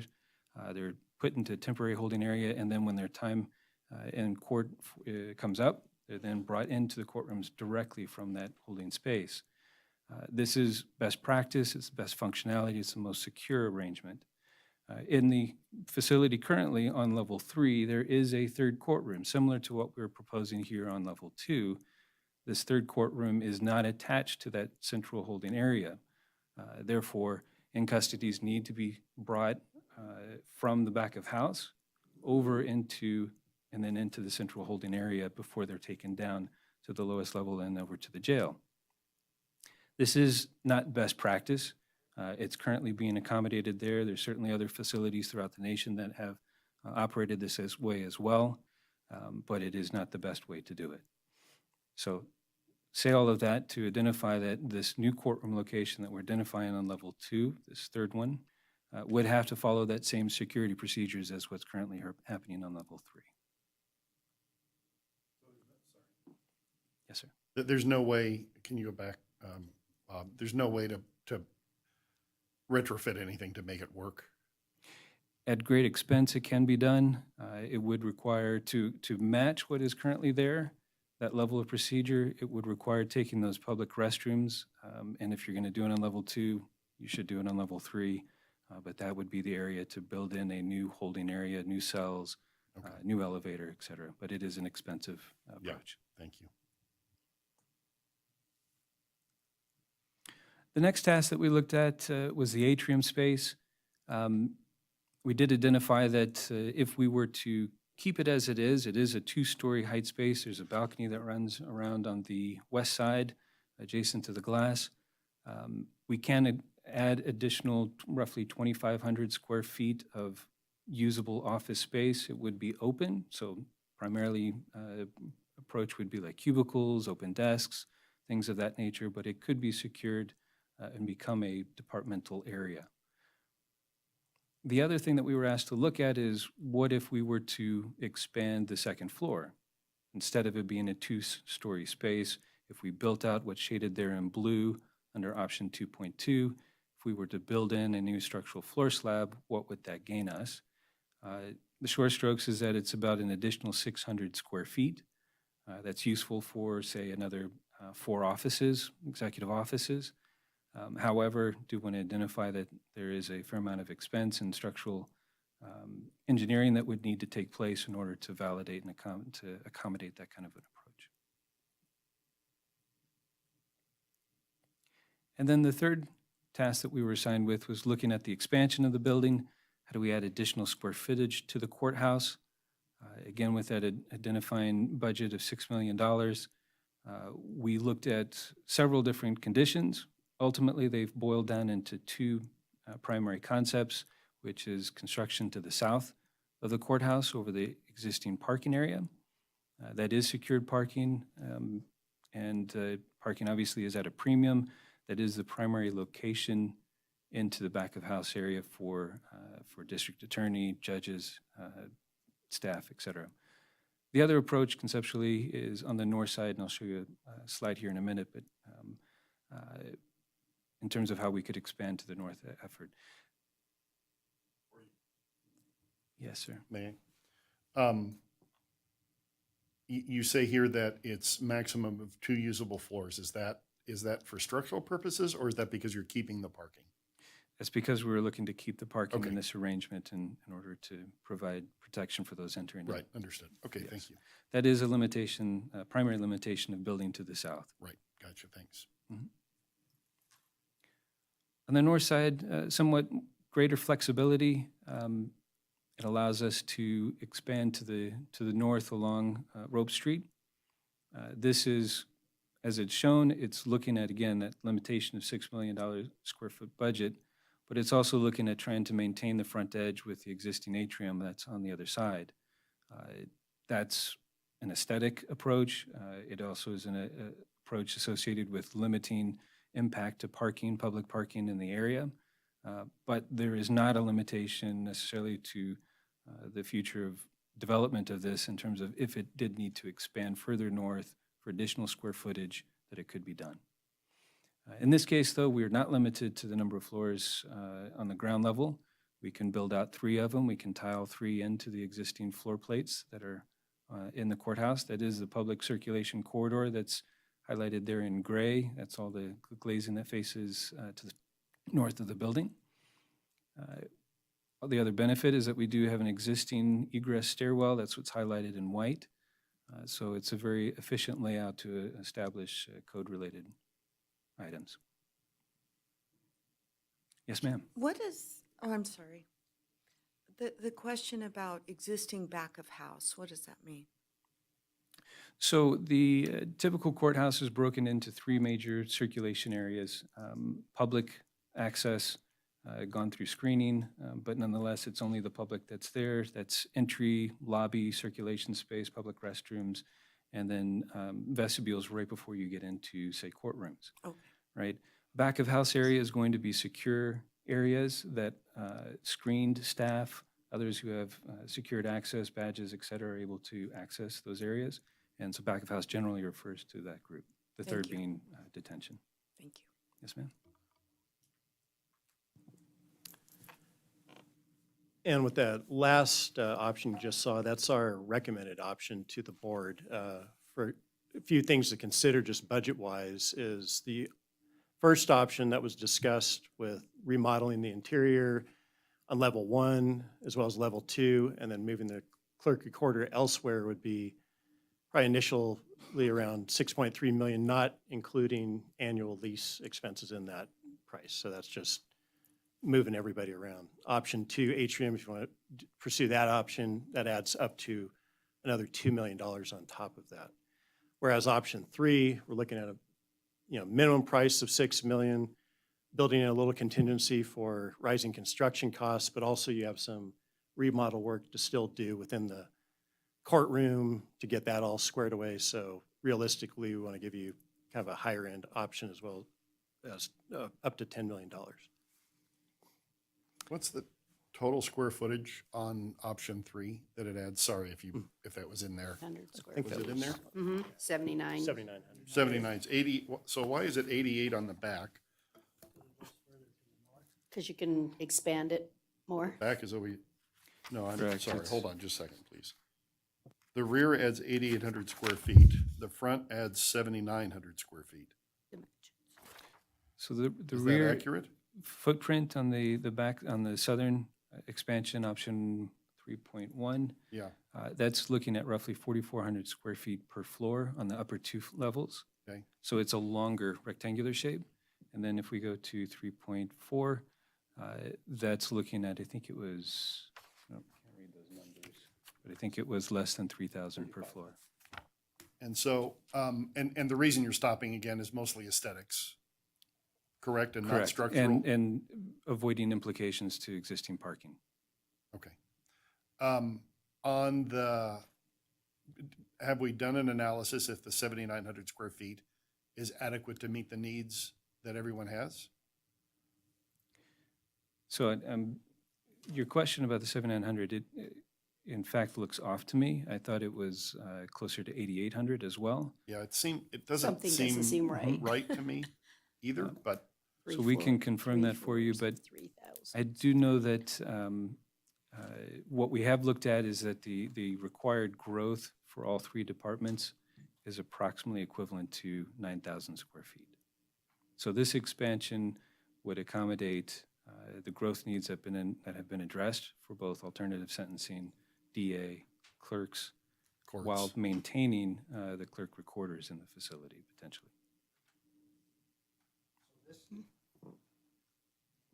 This expansion plus the atrium 2.2 would suffice the needs, because that puts it at 10,000, almost 11,000 feet. Yeah, I think we need No, to no. verify it because I don't know No, that no, we need no. to do the atrium if we do this. So if we I don't think. have to, Yeah. that's certainly, I mean, The big not a sword savings. to die on, but I like that art room. Yeah. But if it's gotta go, it's gotta go. Yeah, That is if a we nice can just, space. I mean, if you're saying 3,500 per floor. That's right, three that's- times That's 35. 10.5. That's 10.5, Mhm. not 7,900. So do we think it's 10.5 or do we think it's For today, 7,900? I think it's closer to, I'm willing to say that it's closer to 9,000. I'm sorry that I don't have the Okay, the can we specific sign- numbers can we in sign front right of now you. on that? Yeah.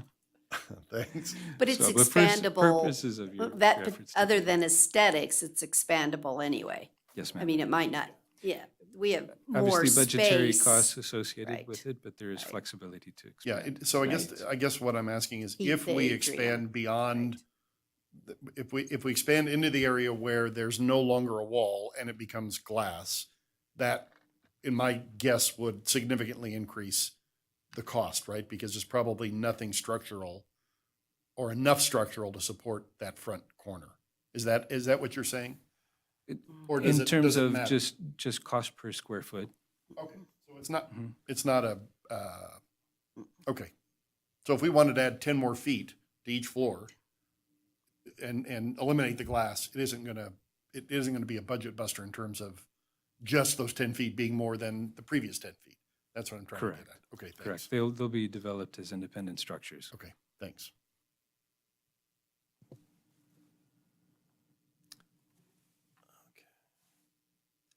So on this slide, returning to objective 3, the centralized public service center, there's a few options there for the board's consideration. We do have an offer for property on North Carson Street of approximately 40,000 square feet with 4 options within that offer to consider. The first being if we just want to lease the facility, that's up to $840,000 annually to do that. The second option is if the city would like to invest in some of the improvements of about $1.5 million, that would reduce our annual lease to about $600,000 annually. And the first option I should mention is where the owner does all the improvements. We don't invest in that at all. Option C, potentially buying the building. The owner would get it up ready, move-in ready for the city. They would invest up to $3 million for that option, where the city could consider buying it for 11.3. And lastly, option D, in North Carson, if the city just buys as is for a little less than $8 million, and the city decides to take on the improvements and do those ourselves. Of course, the second option is, wait to look at participating in the master planning process that's going on behind the Nugget. We looked at a 44,000 square foot new city hall there. Just to give you a ballpark idea, that's about $22 million. And of course, there's always the option to don't pursue either of those. And we work on the courthouse for now and leave the Central Public Service Center be at the moment. And I should note too, just for the record, that from your packet, we updated this last slide. There wasn't an option D before, so that's new from what you had in your packets. That's new material. And also this last slide is new material. This is just simply a matrix that may assist the board in the decision-making, trying to break down the decisions in the roughly 4 quadrants of the courthouse being probably the most important. Does the clerk recorder stay or go? Do we expand or do we relocate the clerk recorder? Regarding City Hall, does the board wish to relocate some of those services to either lease or buy something else? And if we do that, would the offices that are vacated at City Hall be repurposed for some other purpose? And that could be up to a ballpark $4 million to do that. And then, as we talked, the Public Service Center, either leasing up to $840,000 annually, buying between $8 to $11 million, or then building something new for $22 million to achieve that goal. And the last quadrant, selling buildings. Of course, Northgate's pending, that's already in process, but whether the board would consider selling brick and City Hall to help fund any of these decisions that the board would like to make. And if we sold those 3 buildings together, we'd net about $4 million doing that. And with that, we'd be happy to answer any questions the board may have. Supervisor Giommi? I may have other questions, but I just, can you go back a slide? Bob, can you go back a slide? I mean, any of this is pending an Appraisal. an appraisal, correct? Appraisal, I mean, that's- because we're required to do that, so. Correct. I mean, the offer may be for 7.9, but it could be assessed at 5.2 or 10.2, right? That's I mean, correct, Supervisor Giommi. Yeah, Okay. it could come in.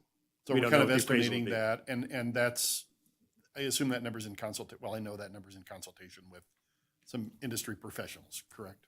plus your vast knowledge, right? For the record, yes. Thank you.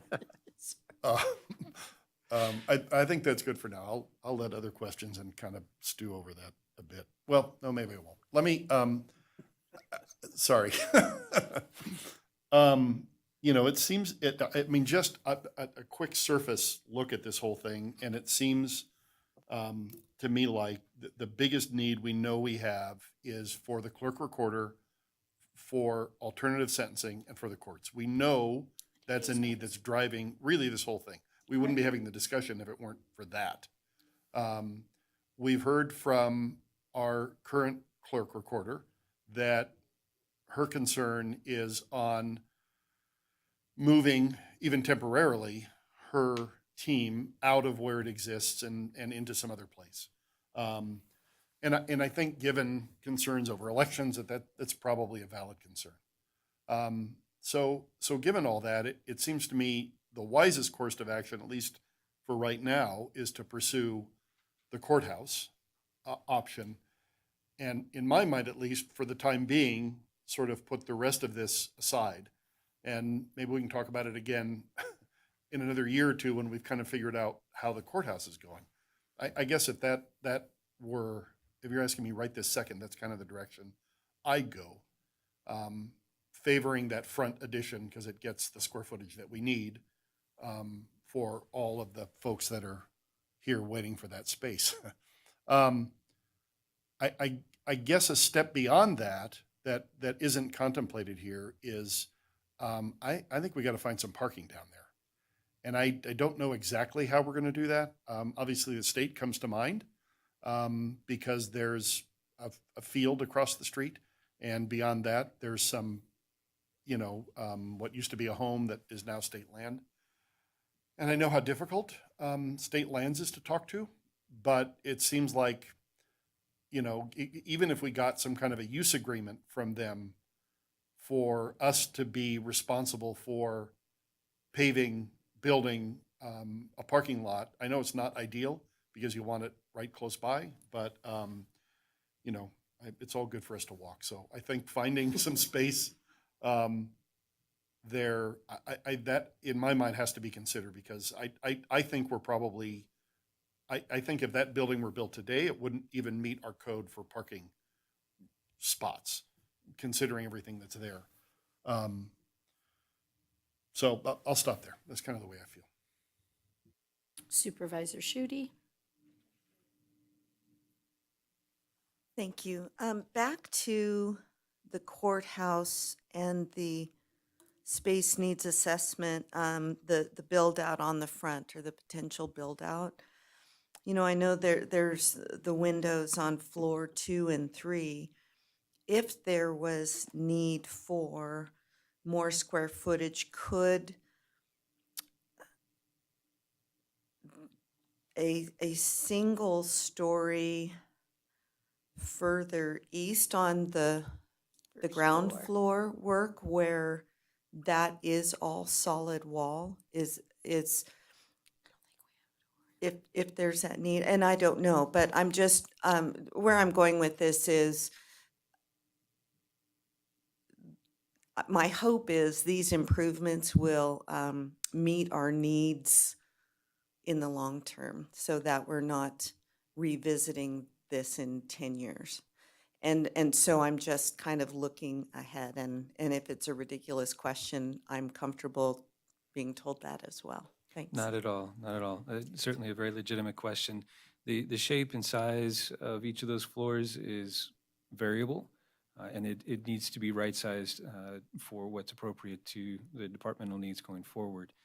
I think that would be part of the next step of the design process is to evaluate in greater detail what the shape of that expansion needs and wants to be.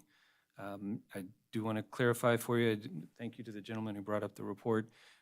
In terms of the square footages that we were discussing earlier, there are in fact 2 different units of measure for square footage. There is gross square footage, which refers to the entire footprint of the building. It's all of the exterior walls, circulation, plumbing, everything else that's associated with that footprint as it lands in the ground. There's also usable square footage, which is Net space, that's the actual space that you can move around in within the walls, place furniture, et cetera. So the 7,900 square foot number that is on the slide presentation is referring to usable square footage, and the 10,500 is the building gross square footage. So even that front addition, as you've proposed it now, is short of meeting the needs as stated by the occupants. I believe that it needs to be further considered what the actual size needs to be to accommodate everyone. So short answer, yes, it's short. Okay. Yeah, then I think Lisa's comment is really valid where, you know, maybe the bottom floor footprint expands a little bit into an area where it would, in my mind, be easier to build, less expensive to build versus going up. So thanks, Lisa. Good idea. Well, I think that you're just looking at rough answers at this point. And so if we decide to do the expansion of the courthouse, then you're going to come back with actual designs and footprint options and yeah, I mean, we're not going to here today determine, yeah, I was just going to say any of that, and I don't even think the discussion is needed for that, because it's really whether or not we want to accommodate and which side of the building, if that's where we want to go. Because I also noticed that the document indicates, you know, where are we going for 5 years, so I think that's a mistake. It's not where are we going for 5 years, because we're going to build for 20. I mean, anything that any of us, right? We do not build in 5-year increments because there's never going to be that money again. So if we were to explore the option, you know, for the front of the building, certainly should find out truly where are we going. I'm not so sure you don't need another courtroom. We're also the district court, the municipal court.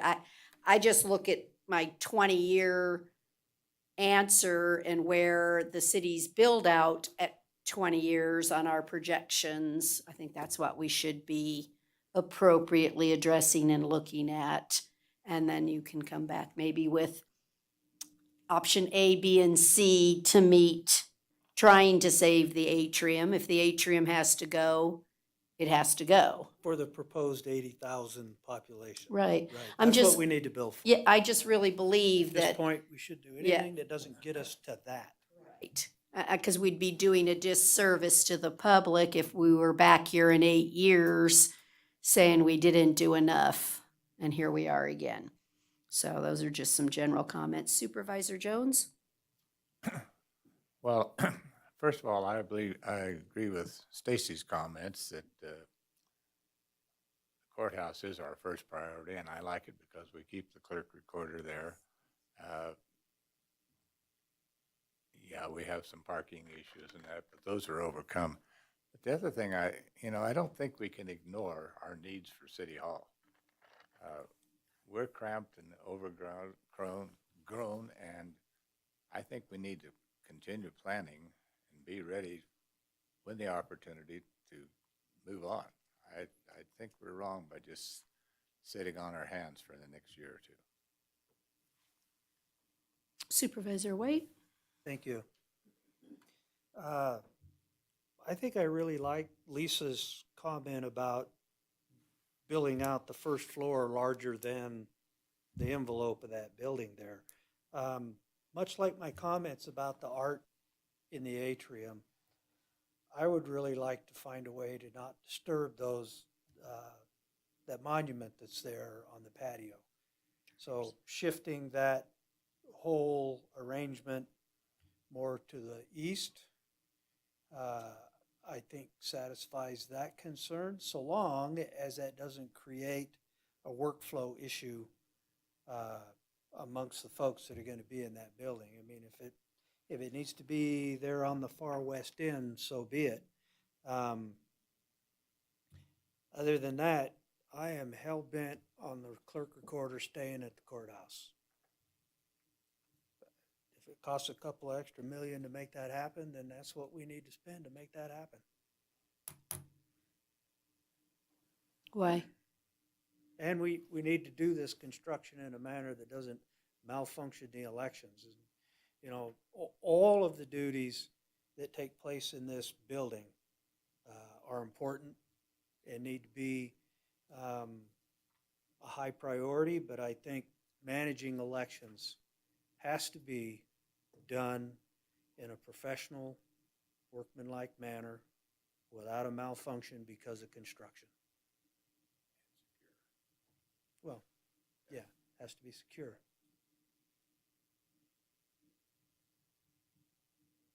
Why do you feel that the clerk has to stay at the courthouse versus a new secure location?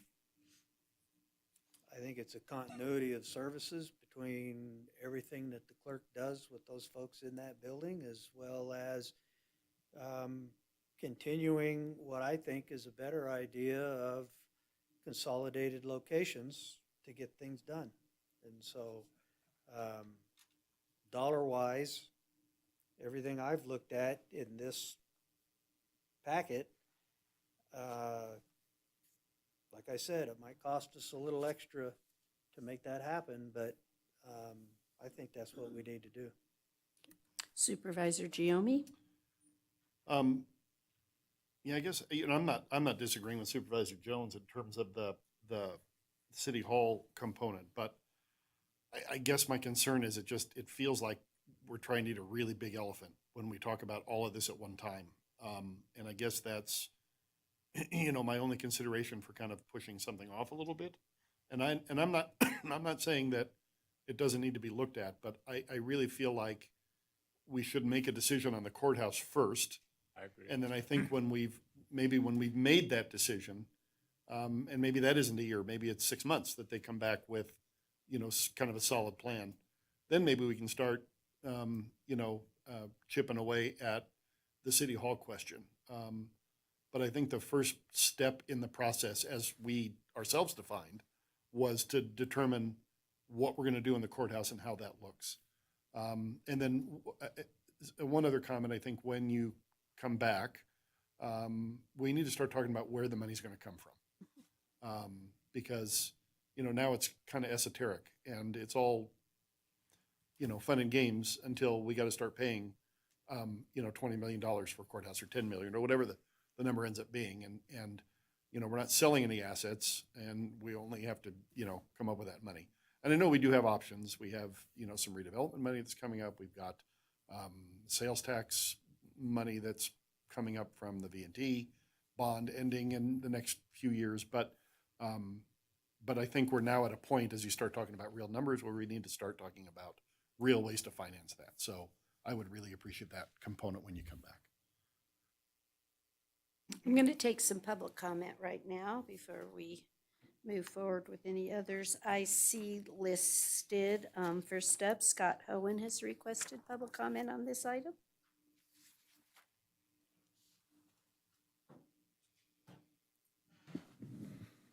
Scott Hohen, thank you for letting me testify. Thank you, Mayor Bagwell. Thank you, Board of Supervisors. I agree with Mr. Giomi about parking. Parking's important for the clerk recorders. I'm hopeful to be your next Carson City clerk recorder, and I will have to live with this in the coming years. If you're going to move, if you even think about moving or disturbing the clerk recorder's office, move and do it right. You haven't talked about where the voting occurs, the community center. Right now, that's a difficult situation with the clerk recorders being separate from the voting area. So please be thoughtful. I mean, if you did do a move, do it right and do it big, where maybe those two facilities could be combined. Right now, the community center is an option for you for the voting, but that has parking issues. When the swim center has events going on, the community center has issues getting occupancy to get everything ready for the election and then tearing down after the election, and just the secure movement of the records. But please, when you think about disturbing and doing what you're doing, keep in mind the election years. So, 24, 26, 28, those are difficult times. So just keep in mind that, and I appreciate your time. I see our clerk recorders requested a testimony.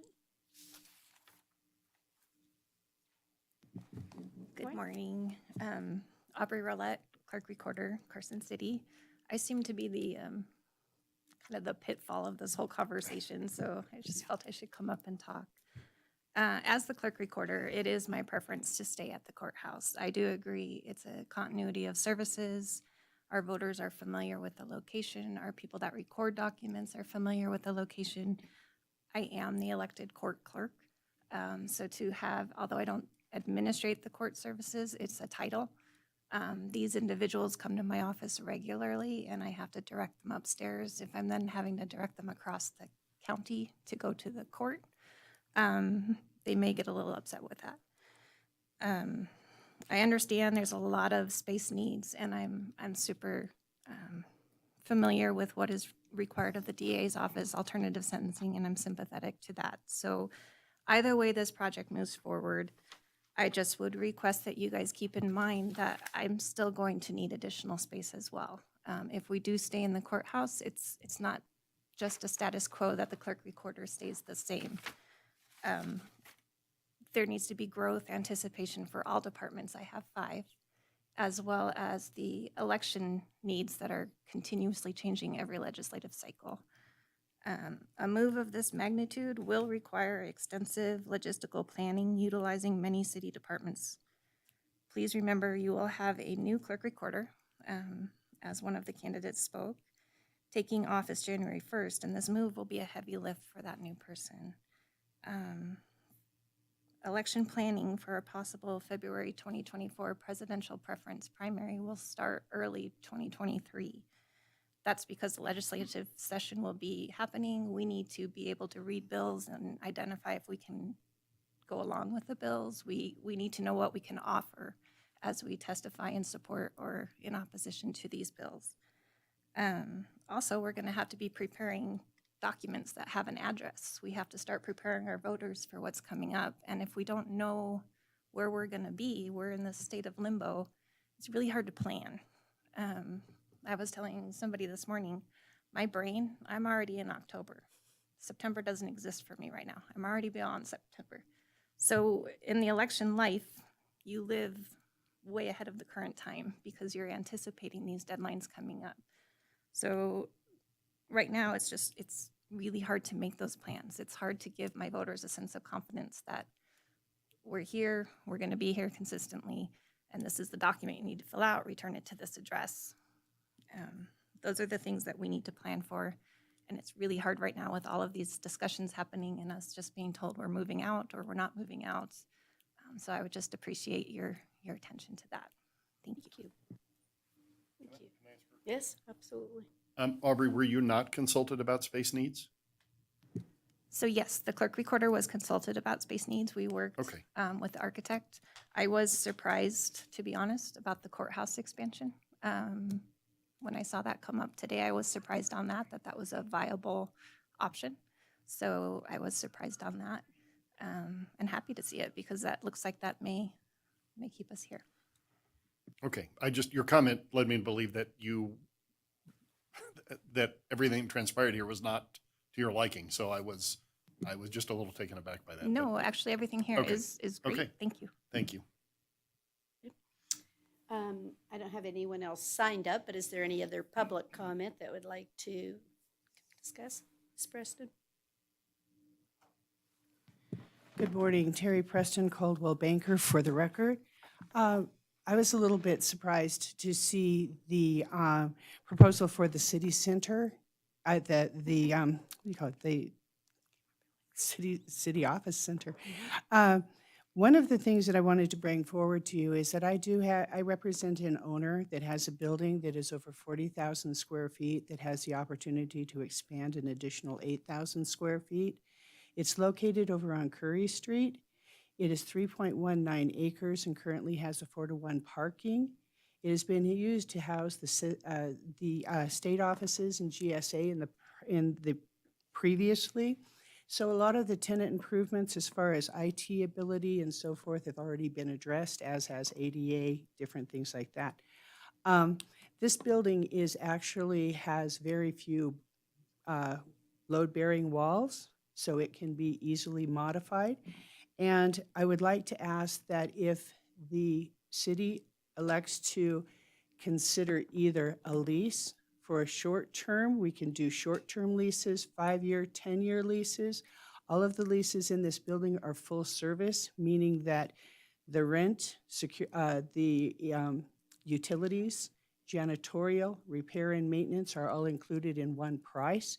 And currently that listed price is $1.60 a square foot. But for the city, the owner has given me the opportunity to offer it at $1.45 beginning, and that is all inclusive. Currently, we have the Dieter office in there. They are occupying 26,000 square feet. We have 17,000 square feet available. One that is open and contiguous that is over 8,000 square feet of usable. So if there was a situation where the clerk reporter did need to move, there are secure areas. It was previously a location for the highway patrol, and they did have security issues also, so we are very well aware of that. Wearing my other hat is previously I was the manager of leasing services and contract services for the state of Nevada. And I handled a lot of relocations. One of the major ones was the vacation of the Kincaid building and the former children's home into 98,000 square feet on Technology Way. This is something that takes time, and it is something that takes a lot of thought. And so I think that what we did on the Technology Way is we actually put together an RFP. And we did a proposal and asked, because I cannot believe that there's only 2 buildings and 2 owners in this area that would be willing to go ahead and work with the city if they wanted to put in a city center. Thank you. Is there any other public comment? Ms. Cortez.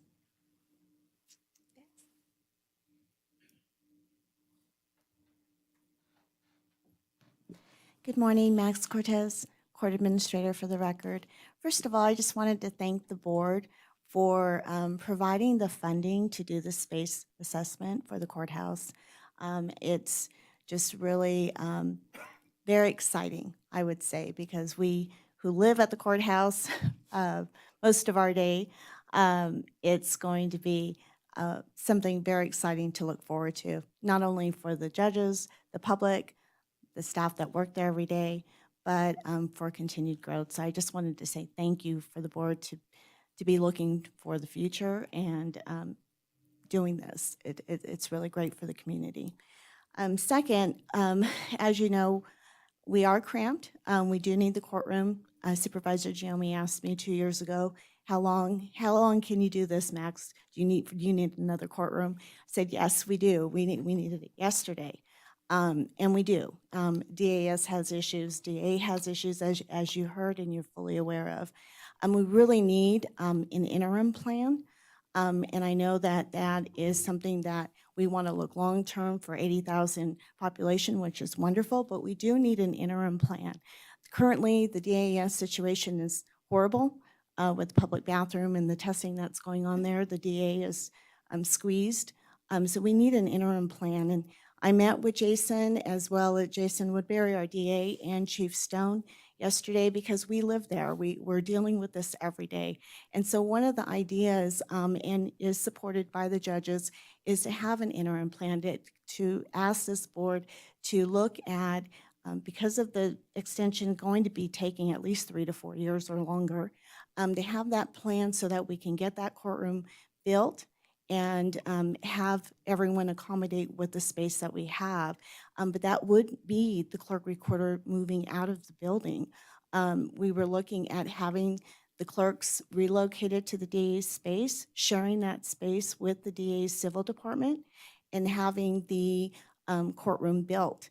And then having the staff downstairs on the first floor. The DA could occupy the criminal department there, as well as having an area for the DAS department so that they could use that internal bathroom. There's 2 bathrooms there that they can use the public for the public for the testing so that they were not using the public bathrooms. So that's kind of an interim plan, but it does mean that you would have to move the clerk recorder out of the building temporarily until that, I think the first floor extension would be wonderful, a lot of space for polling, what Supervisor Schutte discussed. I think that would be awesome, but having her come back and I think that we do need an interim plan because right now we are bursting at the seams. 3 to 4 years to wait for an extension with construction, it's going to be bad. So I just wanted to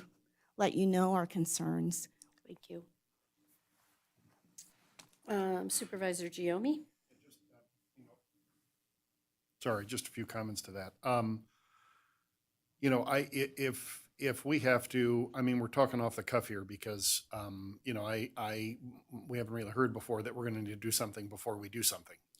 So, I mean, I don't know that I agree. I appreciate what you're saying.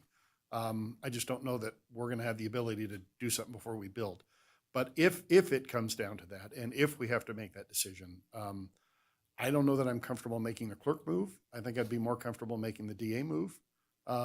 You know, sorry, Jason. I feel like the public's perception, and I say perception because I have every faith in the security and the validity of every vote that's happened in this city. I've been involved with it since I've been on the board, and the people that work there are the utmost in terms of professionalism and security. So I don't want it to sound as though I'm saying there are issues because I don't believe there are. But given the public's perception, I don't think it's wise to move the clerk out, turn around and move the clerk back. I personally would not be for that. So if a decision is made that something has to be done immediately, then I would say the temporary move for me would be to find a space for the DA. And you know, maybe Terry's space works out, who knows? But I guess if what Max is saying is true and there's a need to do something before we do something, then we need you to bring that back to us too, so we can make that decision, because that may be the first decision we have to make, right? Do we do something first before we do something long-term? I know I keep saying that, but there's really no other way to say that. Are we looking at a 4-year process from today? That's a question. Bob, what do you think?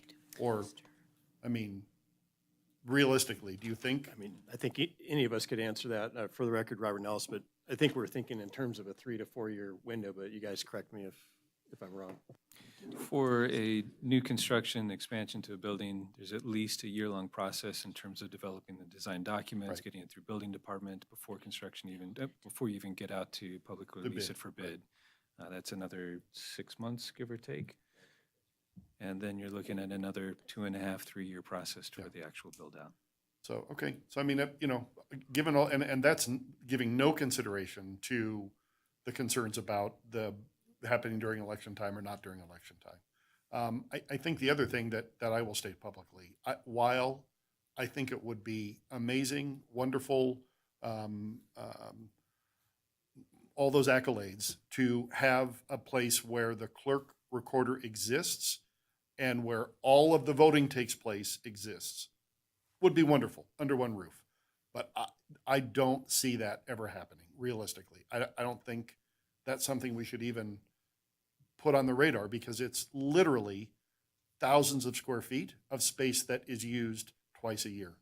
And there could be other uses for it, I suppose, but then you're right back to the same situation where you are now, where if you decide to use it for something else, you're going to be over-mixing. So I think we can do a better job as a city of programming the use in the community center in anticipation of its continued use as a voting site. I just don't think we should be thinking of taking that many square feet and putting it in the brand new building. I'm not willing to spend our taxpayers' money to do that.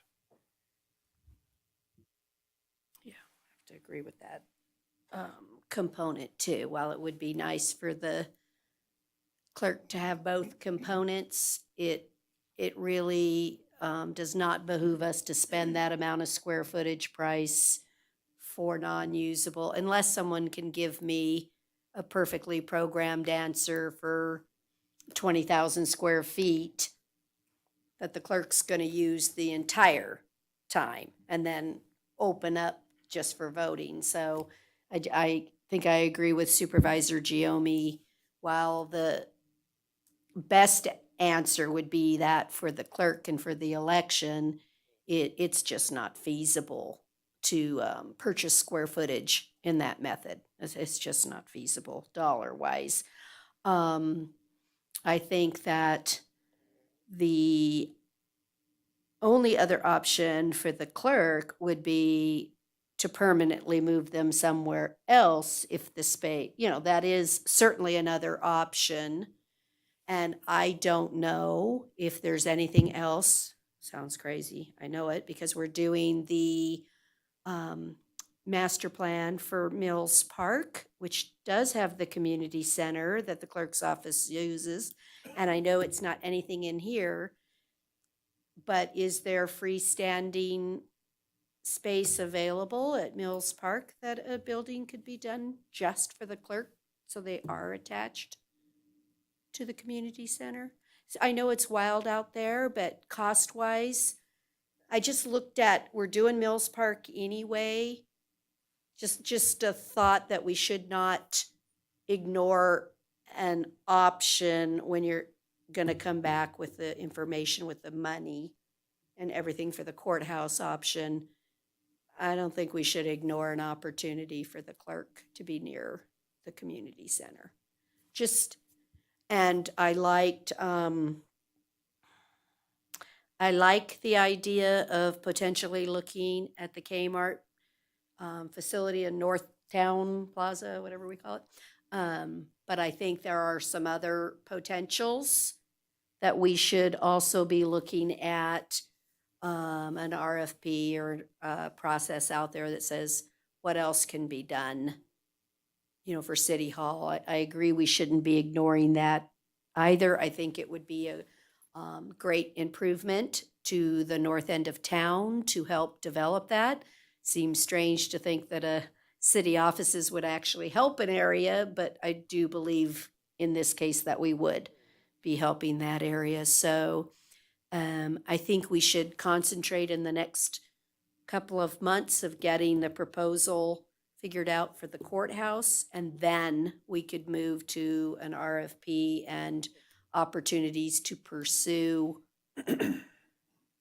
our City Hall options. Because like you said, I don't think we need to sit around and that's going to be 4 years down the line and then there we go on that one too. So I think I need you to concentrate. I don't think we have bandwidth of staff to be working on both proposals at the same time. So I don't want to ignore the second, but I think priority-wise, we ought to start with the courthouse and see if there's an option that keeps the clerk there with enough square footage to handle everyone's needs. And again, not looking at the 5-year answer, looking at the 20-year answer. And then come back and let us know that, okay, it's 10,000 square feet, usable, whatever the answer might be, and then the costs associated with that, unless somebody, Supervisor White? Thank you. Yeah, I agree. Just sitting here and not considering the courthouse would be a malfunction. But as far as this idea of relocations and moving people around town or whatever, I think we have to consider that City Hall has a 900 square foot second floor that, whenever I've been up there, is pretty much not used. Perhaps the second floor could be expanded, and we have a 15,000 square foot garage that could be converted to offices. So I'm not a big fan of the idea that we're going to relocate anybody. If we need to expand, I think we can expand right where we already are, especially considering those numbers that just came up, that City Hall's only worth $4.8 million. Well, we're not going to go out and buy 36,000 square feet. for that kind of money. So I think we're stuck where we're at. Supervisor Jones? Well, I don't agree with you on that, but that's a different story. I think we have two things we need to do right now. I think we need to respond to what Maxine's saying. We have to start immediately thinking about them as well as immediately working on the courthouse. I think we got two things we need to go forward with. One, the temporary, or the whatever you want to call this temporary quick fix of moving somebody out of the courthouse. And I don't have enough knowledge to make that recommendation, but also start working on the courthouse, period, like you discussed. Thank you. Supervisor Giommi? Yeah, I guess I want to reiterate that. I agree with Supervisor Jones. The comment we're hearing, at least for me, the first time today was that we can't wait 4 years. We got to do something now. I don't think we certainly didn't hear that in our strategic planning session. So obviously that has to be addressed if you're going to come back. And then the courthouse component. And, if we're talking about temporary relocation of someone, does that temporary relocation include construction now of the third courtroom in that temporary environment and then a later expansion? I guess that's what you all have to flesh out, because what I heard her say was they need more space now. They need another courtroom now. So if that really is true, and I'm not saying I agree or disagree because I don't have the knowledge, then I think that becomes primary, and then the expansion of the courthouse becomes secondary, and rolling those all together, obviously in the most cost-effective way, because, gosh, I'd hate to build a courtroom and then turn around and rebuild a courtroom. I don't think any of us want to do that. So if I guess I don't have enough information. If I had my druthers, I would say, let's wait to build the courtroom, because I don't want to build something that's half done. It's not the word I would use Well, in private, we also have the option, if it's an immediate, right now, temporary arrangement, I think night court is something we need to talk about. Yeah, well, and I wouldn't disagree with you. I think there are other options, but I think all those things, to Supervisor White's comment, I think all those things need to come back to us, because if the courts aren't being used in the evening and that's a temporary solution, then we need to consider that solution. Maybe the third justice court, when it needs to happen, is a night court. I'm fine with that, but I think we need more information. So, thank you. I'm sorry, go ahead. Well, What? Go ahead. Mr. Stuckey. Dan Stuckey, Deputy Public Works Director for the record. So I think this is all really good information. I think we're getting maybe a little ahead of ourselves, and I think a lot of this will be worked out through that early design process. And we can start looking at where the pieces are going to go and look at those interim options. But right now, it's just hard at this level to discuss that in a detailed way. But Robert Ellis for the record. I think my understanding is legally, we need a new justice of the peace and courtroom around January 2025. So it sounds like what we need to bring back is the project expansion, a schedule for getting that courtroom online by that time frame, and whether or not that would involve moving other offices around to accomplish that. Sorry, I'll just jump in really quickly. Adam Tully, Deputy District Attorney. It's more that legally the soonest we could conceivably need a third justice of the peace is January 1, 2025. But the state demographer numbers don't have us reaching 60,000 until like 2033. And of course, that's a very far out projection, and that could change a lot. But either way, we're not going to get, I can't envision a scenario where we get surprised by a need for a third justice of the peace, because they'd have to be elected at a biennium. And they take office January 1 after the election. So I don't think I can't envision a way that it sneaks up on us. Yeah, I mean, it's not like, we hit 60,000 and the next morning we have a third court, right? It's not like that. Correct. That triggers a requirement to have an election at the next biennium. Right.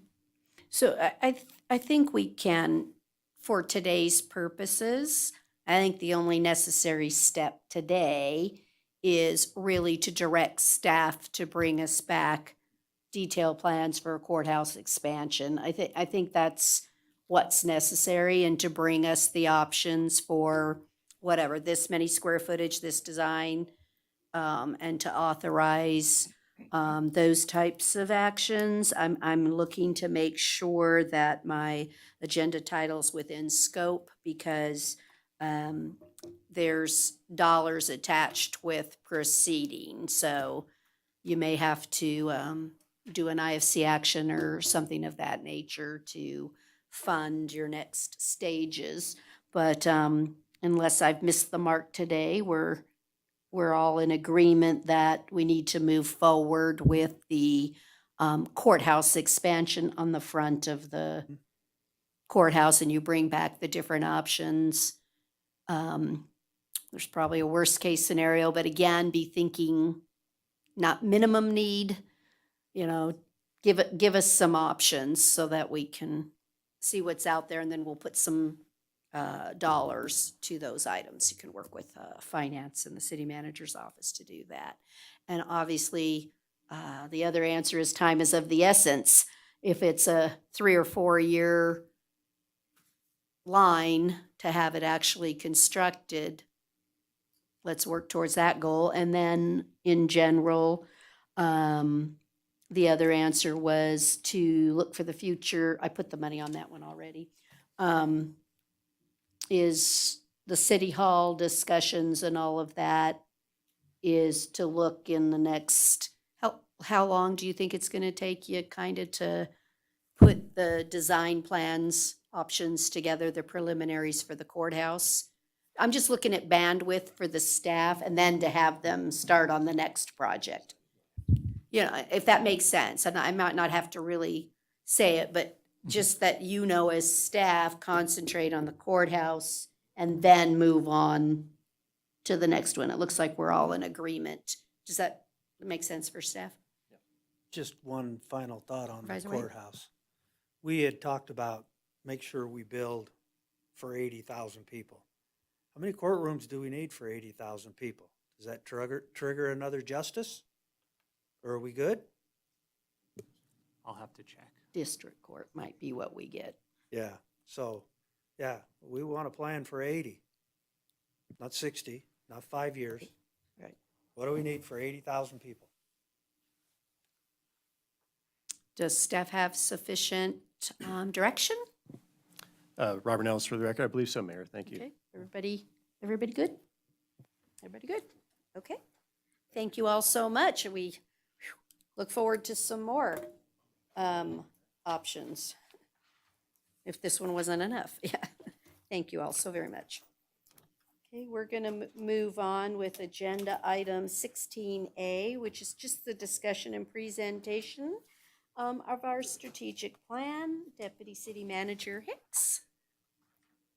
Thank you, Mayor. For the record, Stephanie Hicks, Deputy City Manager. Well, it's already been a year since we approved our strategic plan for fiscal year 2022 through 2026. And as part of that plan, we included a plan review to monitor the progress of the tactics and performance measures. I would first of all like to thank all of the departments for their continued cooperation in this. They were very instrumental in us obtaining a status on all of the tactics for the next 5 years. However, today, our report is going to just focus on the ongoing and the fiscal year 22 tactics. So we'll be reporting annually as each of those years come up. You do have a hard copy of that report in your packet, which focuses on these tactics, but I assure you that many, many more tactics for the future years have already been started, and many of those even been completed. So we do have a really detailed database that we can discuss at any time if there are questions. But we do want to focus this year on fiscal year 22. And while we hope that you like the hard copy report, we're actually really excited to demo for you an online version of that reporting that we have put on our website. Our Community Relations Coordinator, James Salanoa, has been instrumental in preparing this, and he's pulling up that dashboard as we speak. It will remain available on the website, and then what our goal is every year when we come back to you for the annual report, we'll build on that. So by the end of our 5 years, we'll have that full report available for your viewing as well as the public's. So once James pulls that up, we'll show you what it looks like. Certainly, Supervisor Giomi. Stephanie, I assume you're not going to go through every one of these, right? Oh. So. Unless you'd like me to. No, thank you. No, I'm capable of reading, but just on our packet, page 260, just a question for you. On the sheriff and fire response times, Yes. you put on track on both of those, even though neither are on track. So I'm just kind of wondering why you would put on track when they're not on track. So in regards to the fire departments, I think I can speak a little bit more in my familiarity with that one, is that while we don't have a way for dispatch to look at the urban area only, which is what we indicated would be that response time, they're looking citywide. And so the reason that we did say on track is because with the implementation of the new fire station or construction of the new fire station, that's going to help us reach that goal. So while right now we're not meeting that numeric average, we're on track for accomplishing that. So on in the track future. doesn't mean necessarily that the goal is being met. It means you're on track to meet it Yes. at a point. Correct. Okay. I'm not sure I agree that dispatch can't pull that data. Okay. But that's okay. Supervisor White. So also on that same page, and this might be a question for the sheriff perhaps, midway down, reduce occurrence rates of crimes against persons, property, and the community, and then over in the achievements, it says, crimes against society are excluded from this analysis. What are crimes against society? That's a good question. Unfortunately, I don't see him here in the audience, but I could get that information for you and report back. Thank you. Okay. Mr. Salanoa, it is up and running. Okay. Thank you, Board. For the record, James Salanoa, Community Relations Coordinator. So Stephanie gave us a great blueprint to work with in order for us to create this document and or to create this page. It was important for us to highlight the fiscal 2022 tactics, but also give some context as to the overall picture. So on the first section of this page here, we have the overall tactics, and then to the right of that, we have the strategic plan, the vision, the mission, and the values. And it gives people, in case they aren't following what the city is up to on a day-to-day basis, the option to download the strategic plan here. And through that, they can get a little bit more details as to what the overall goal was when you guys created this strategic plan. And so from there, we followed along and try to guide them into the strategic goals that can be found in the strategic plan. And each of these goals are highlighted in its own sections. For example, the economic development, we have 6 of 6 tactics that we're reporting on for the fiscal year 2022. And if you click on this, it opens up a page that kind of goes through what's on track, what's complete, what's overdue, and what hasn't started yet. And that's just a quick overview, just so that people can see what tactics are supposed to take place during this fiscal year. However, if they scroll down, they can see the actual annual report of all of the details, some of the details that you guys have read in your board packets.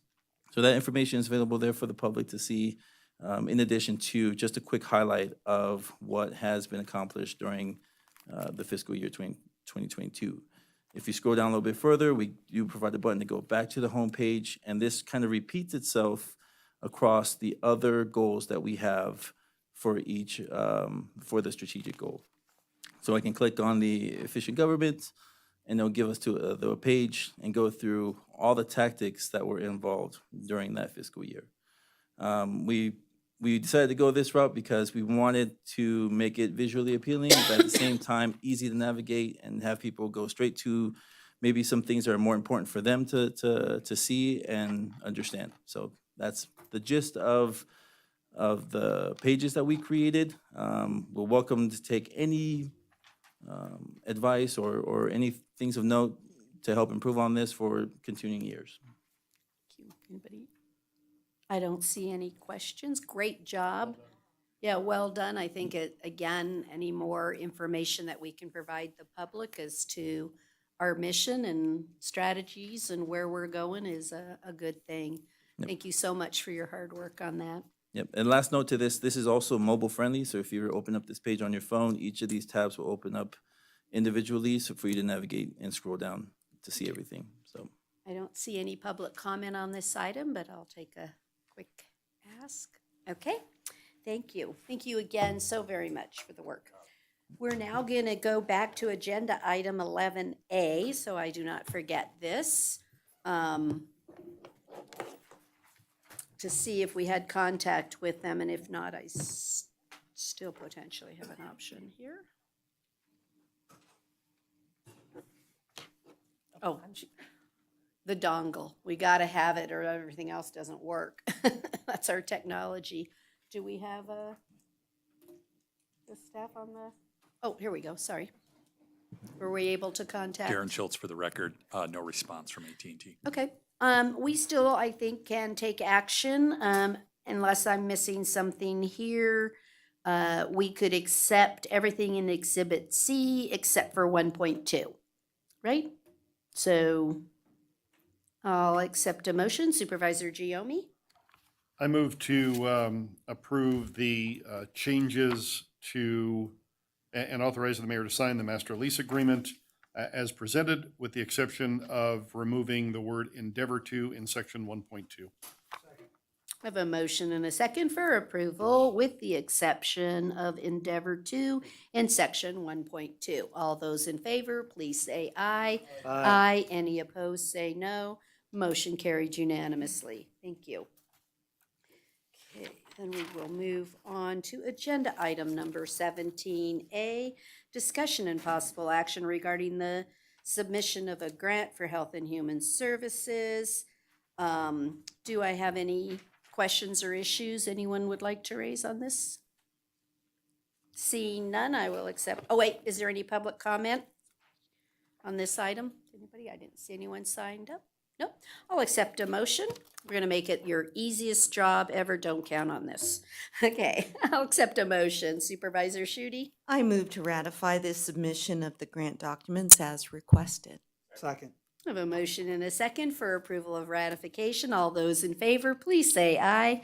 Aye. Any opposed, say no. Motion carried unanimously. Thank you. It's only because you're not technical yet, right? After that, you're... Yeah. Okay, we're moving on to agenda item 18A, which is discussion and action regarding the adoption of the resolution to issue our general obligation infrastructure sales tax bond. This is Ms. Russell's. Hello, Sherry Russell, CFO for the record, and we have discussed this once before with this board. So this is a procedural step. This starts our 90-day waiting period. So this is, I mean, it's just a procedural step. It's our intent to issue. If you have any objections with our Williams Street Corridor project or the bond issue, I guess now is your time to speak up and let us know. But otherwise, we'd like to move forward. Do I have any questions? I don't see any. Is there any public comment on agenda item 18A? Since you're all leaving me, I guess not. Okay, don't see any. I'll accept a motion. Supervisor Jones? I move to adopt resolution number 2022-R29. I have a motion and a second for approval of resolution number 2022-R-29. All those in favor, please say aye. Aye. Aye. Any opposed, say no. Let the record reflect that the 2/3 requirement has been met and the motion was approved unanimously. Thank you. We're now on to agenda item number 19, which is our non-action items. City Manager, would you give us your update, please? Sure, I was just trying to move. She went and grabbed that dongle thinking she was going to get it. I was thinking I was prepared and now it won't move forward. Is there a secret? The other computer. No. Well, no, it just won't let me move to the next. Oh, there it goes. There it goes. Apparently you just need to, oh, okay. All right, so some upcoming events. Today at 1 p.m. is the groundbreaking event for the Sierra Flats Affordable Housing Project. And that will be on Budeye Way. And I was trying to confirm, I think it's the corner of, is that Airport in Budeye, where the event will take place. And then on September 10th, the city will be holding a water source protection day up at the Kings Canyon Waterfall Trailhead. And information will be provided concerning water quality and how to protect it. And also attendees will learn how and why we sample our water. And then the last event is there's a last historical tour of the Silver Saddle Ranch. That will be this Sunday from 1 to 2.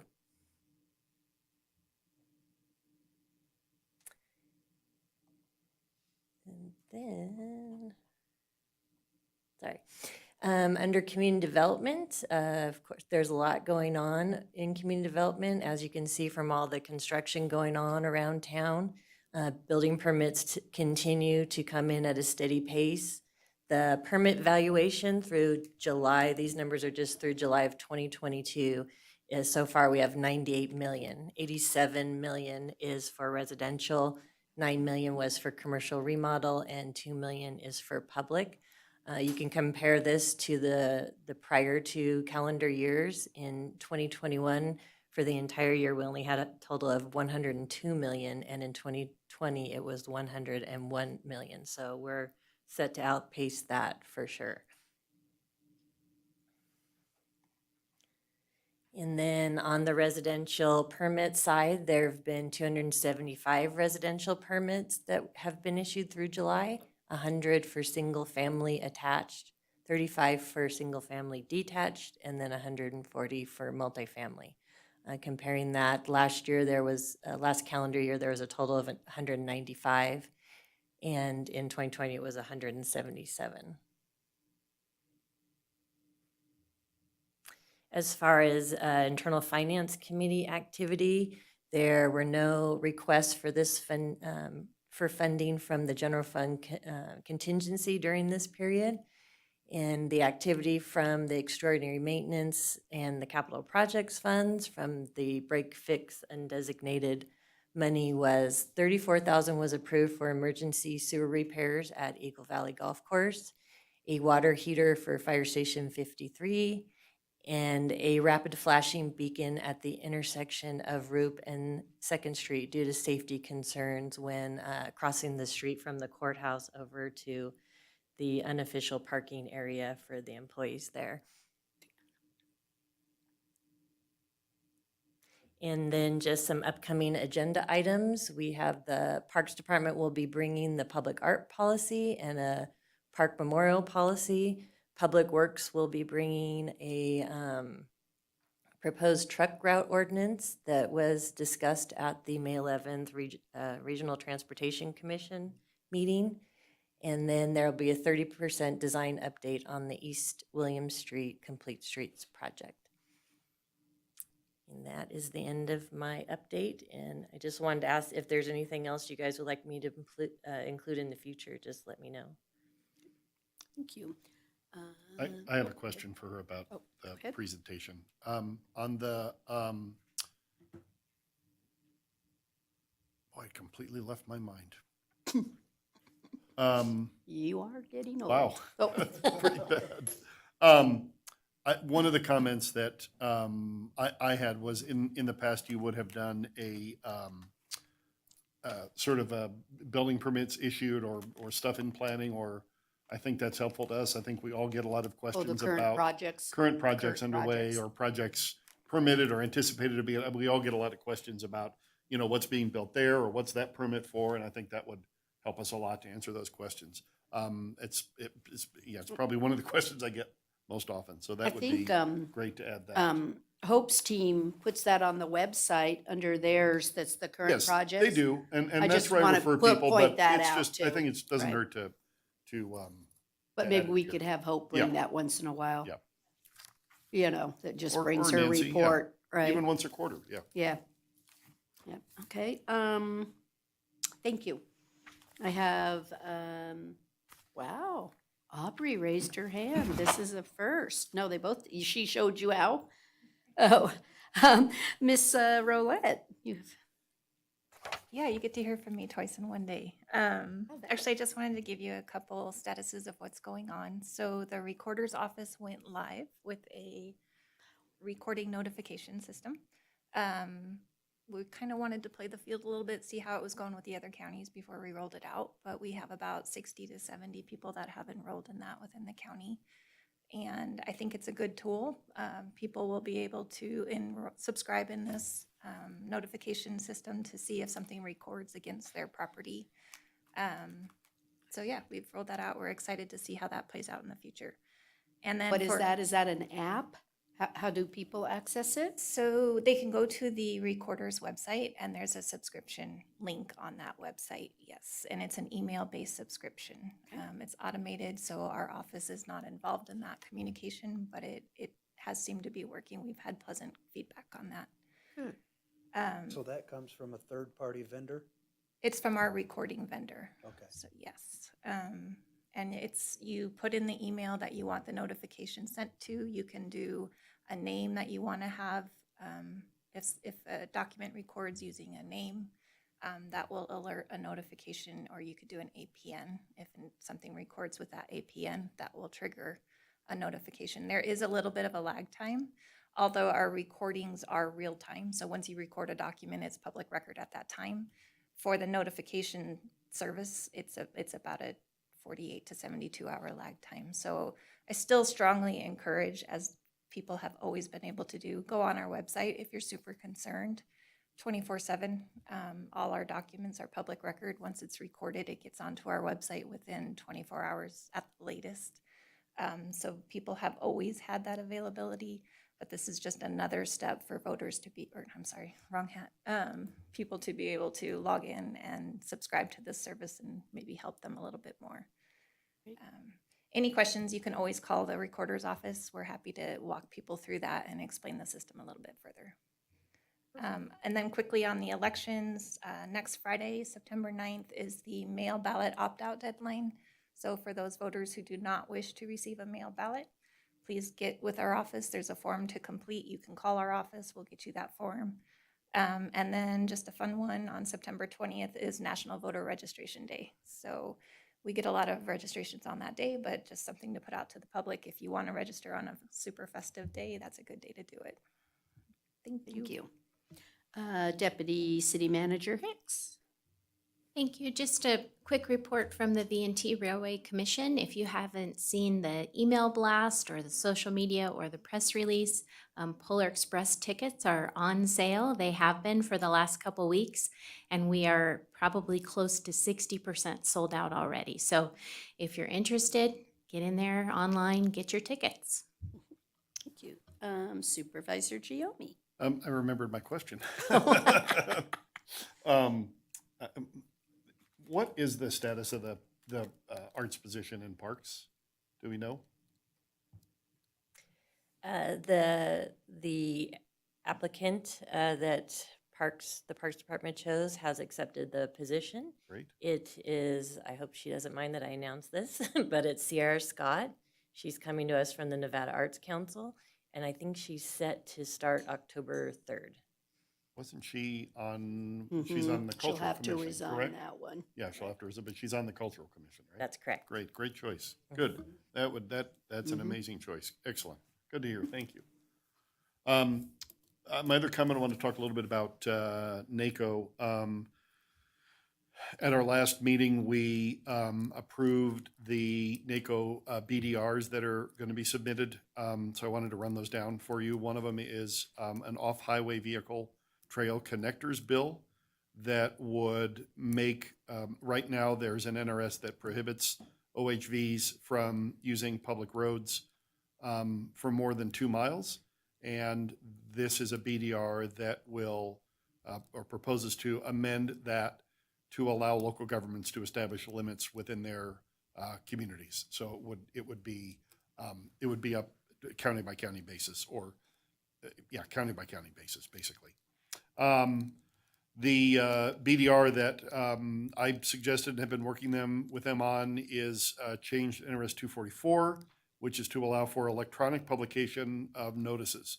Currently, public notices, as you know, have to be physically published in newspapers, the newspaper of record in the community or the newspaper with a widest circulation. And this would propose to allow those to be published electronically on the newspaper's website.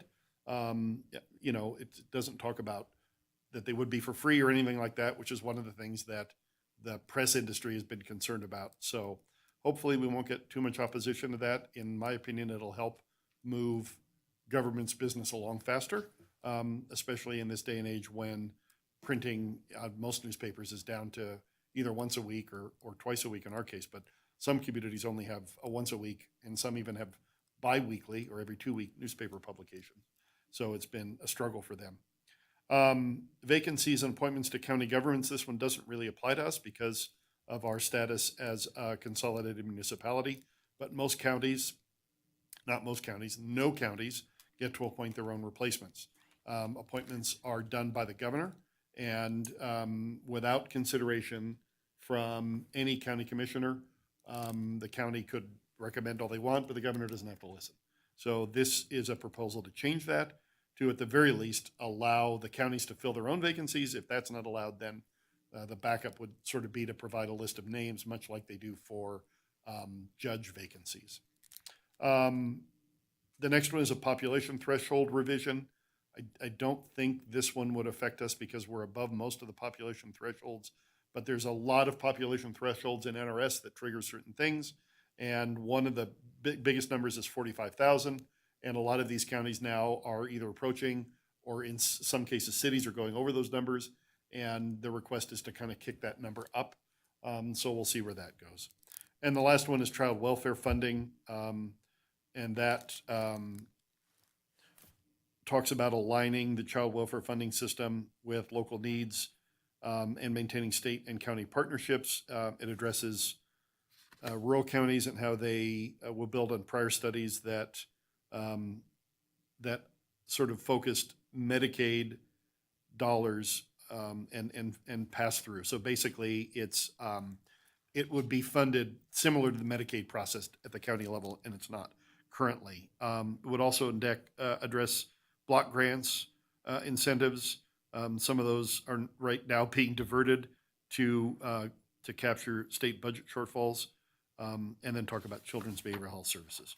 So those are all the BDRs. Obviously, we don't know the exact content of those till they get to the legislature. Today's the last day, if you're so inclined, to register for NACO's annual conference. It's in Virginia City this year, 27-29. Today's not the last day, I misspoke. Today's the last day to get early registration. So if you're interested, Nancy, you'll get you registered. But it's the 27th to the 29th. Some interesting sessions being held this year. The new extension director is going to speak. County organizational best practices, workforce, community development, housing, and a look at the 2023 session and the thoughts there. So sorry to be so verbose, but I wanted to get that on the record. Thank you. Thank you. Supervisor Schutte? I just have a question about the conference. Do you know if the sessions will be recorded? I don't know that, but I suspect not. Okay. I don't know that, but I don't.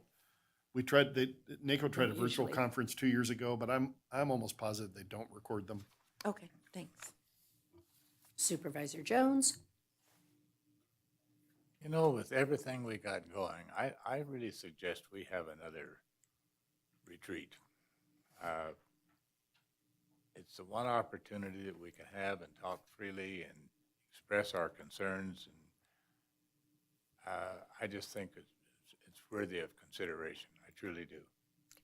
Thank you.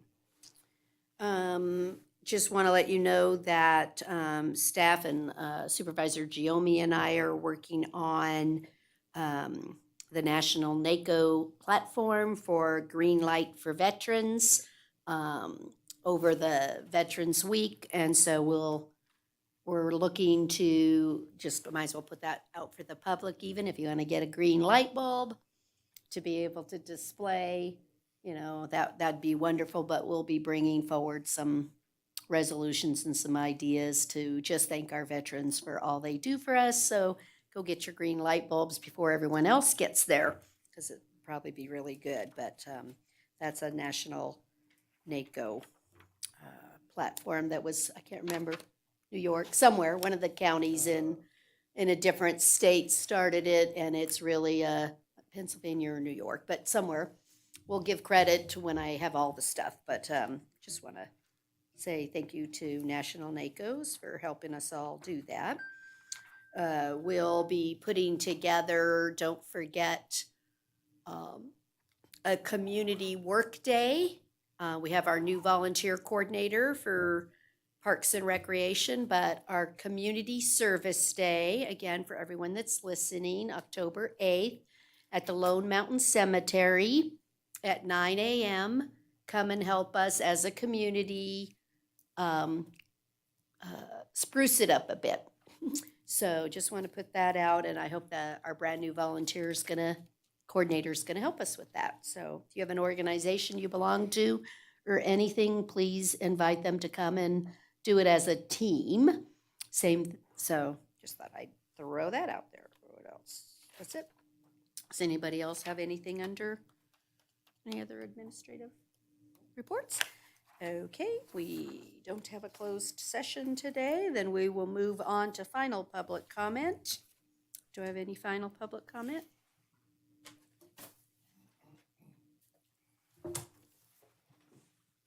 Still good morning. Thank you, Mayor and Supervisors. Mr. Supervisor Gomi brought up something that has me a little bit concerned, and I really didn't want to get up and speak again, but any electronic changes are great because more people will be able to have access, but I think it's not taking into account those of us that do not get our information from such on a normal, everyday type basis. You know, I'm not the quickest off the line, but I usually keep up off of paper and those that are posted around town. One location is the State Library area. They have a posting board. Also, City Hall does have an area that posts meetings and such. And I would appreciate that those still stay in going, you know, still keep going. So I hope that it doesn't go solely electronic. Okay, I just was wanting to make sure that that wasn't the intent, that it was going to stop having all physical postings. The regular 3 required public postings would remain. All right. Yeah. Thank It has you. nothing to do with meetings. Right. It only has to do with legal notice publications, ordinance Oh, publications. thank you. I needed that clarification. And also, Mayor, I was wondering, could you repeat the date for I'm having a hell of a day, sorry. October 8th October. for the Lone Mountain Cemetery. Yes, thank you very For much. our community service. It's National Day of Service occurs, and so I thought it would be fun for Carson City to have a Carson City Day of Service, an opportunity once a year for the entire community to come and support a project. Many organizations and nonprofits need community service hour. I just thought that the cemetery would be a great start. Well, I appreciate that. That's one of my focuses recently, as you know, my concern. But could you again say the date? October 8th. Thank you. At 9 a.m., Lone Mountain Cemetery. Thank you very much, and thank you for participating in this city and allow this opportunity for me. Thank you. You're welcome. Okay, do I have any further public comment? Okay, if there's no objection then, we are adjourned and see you all at the ribbon cutting. Thank you.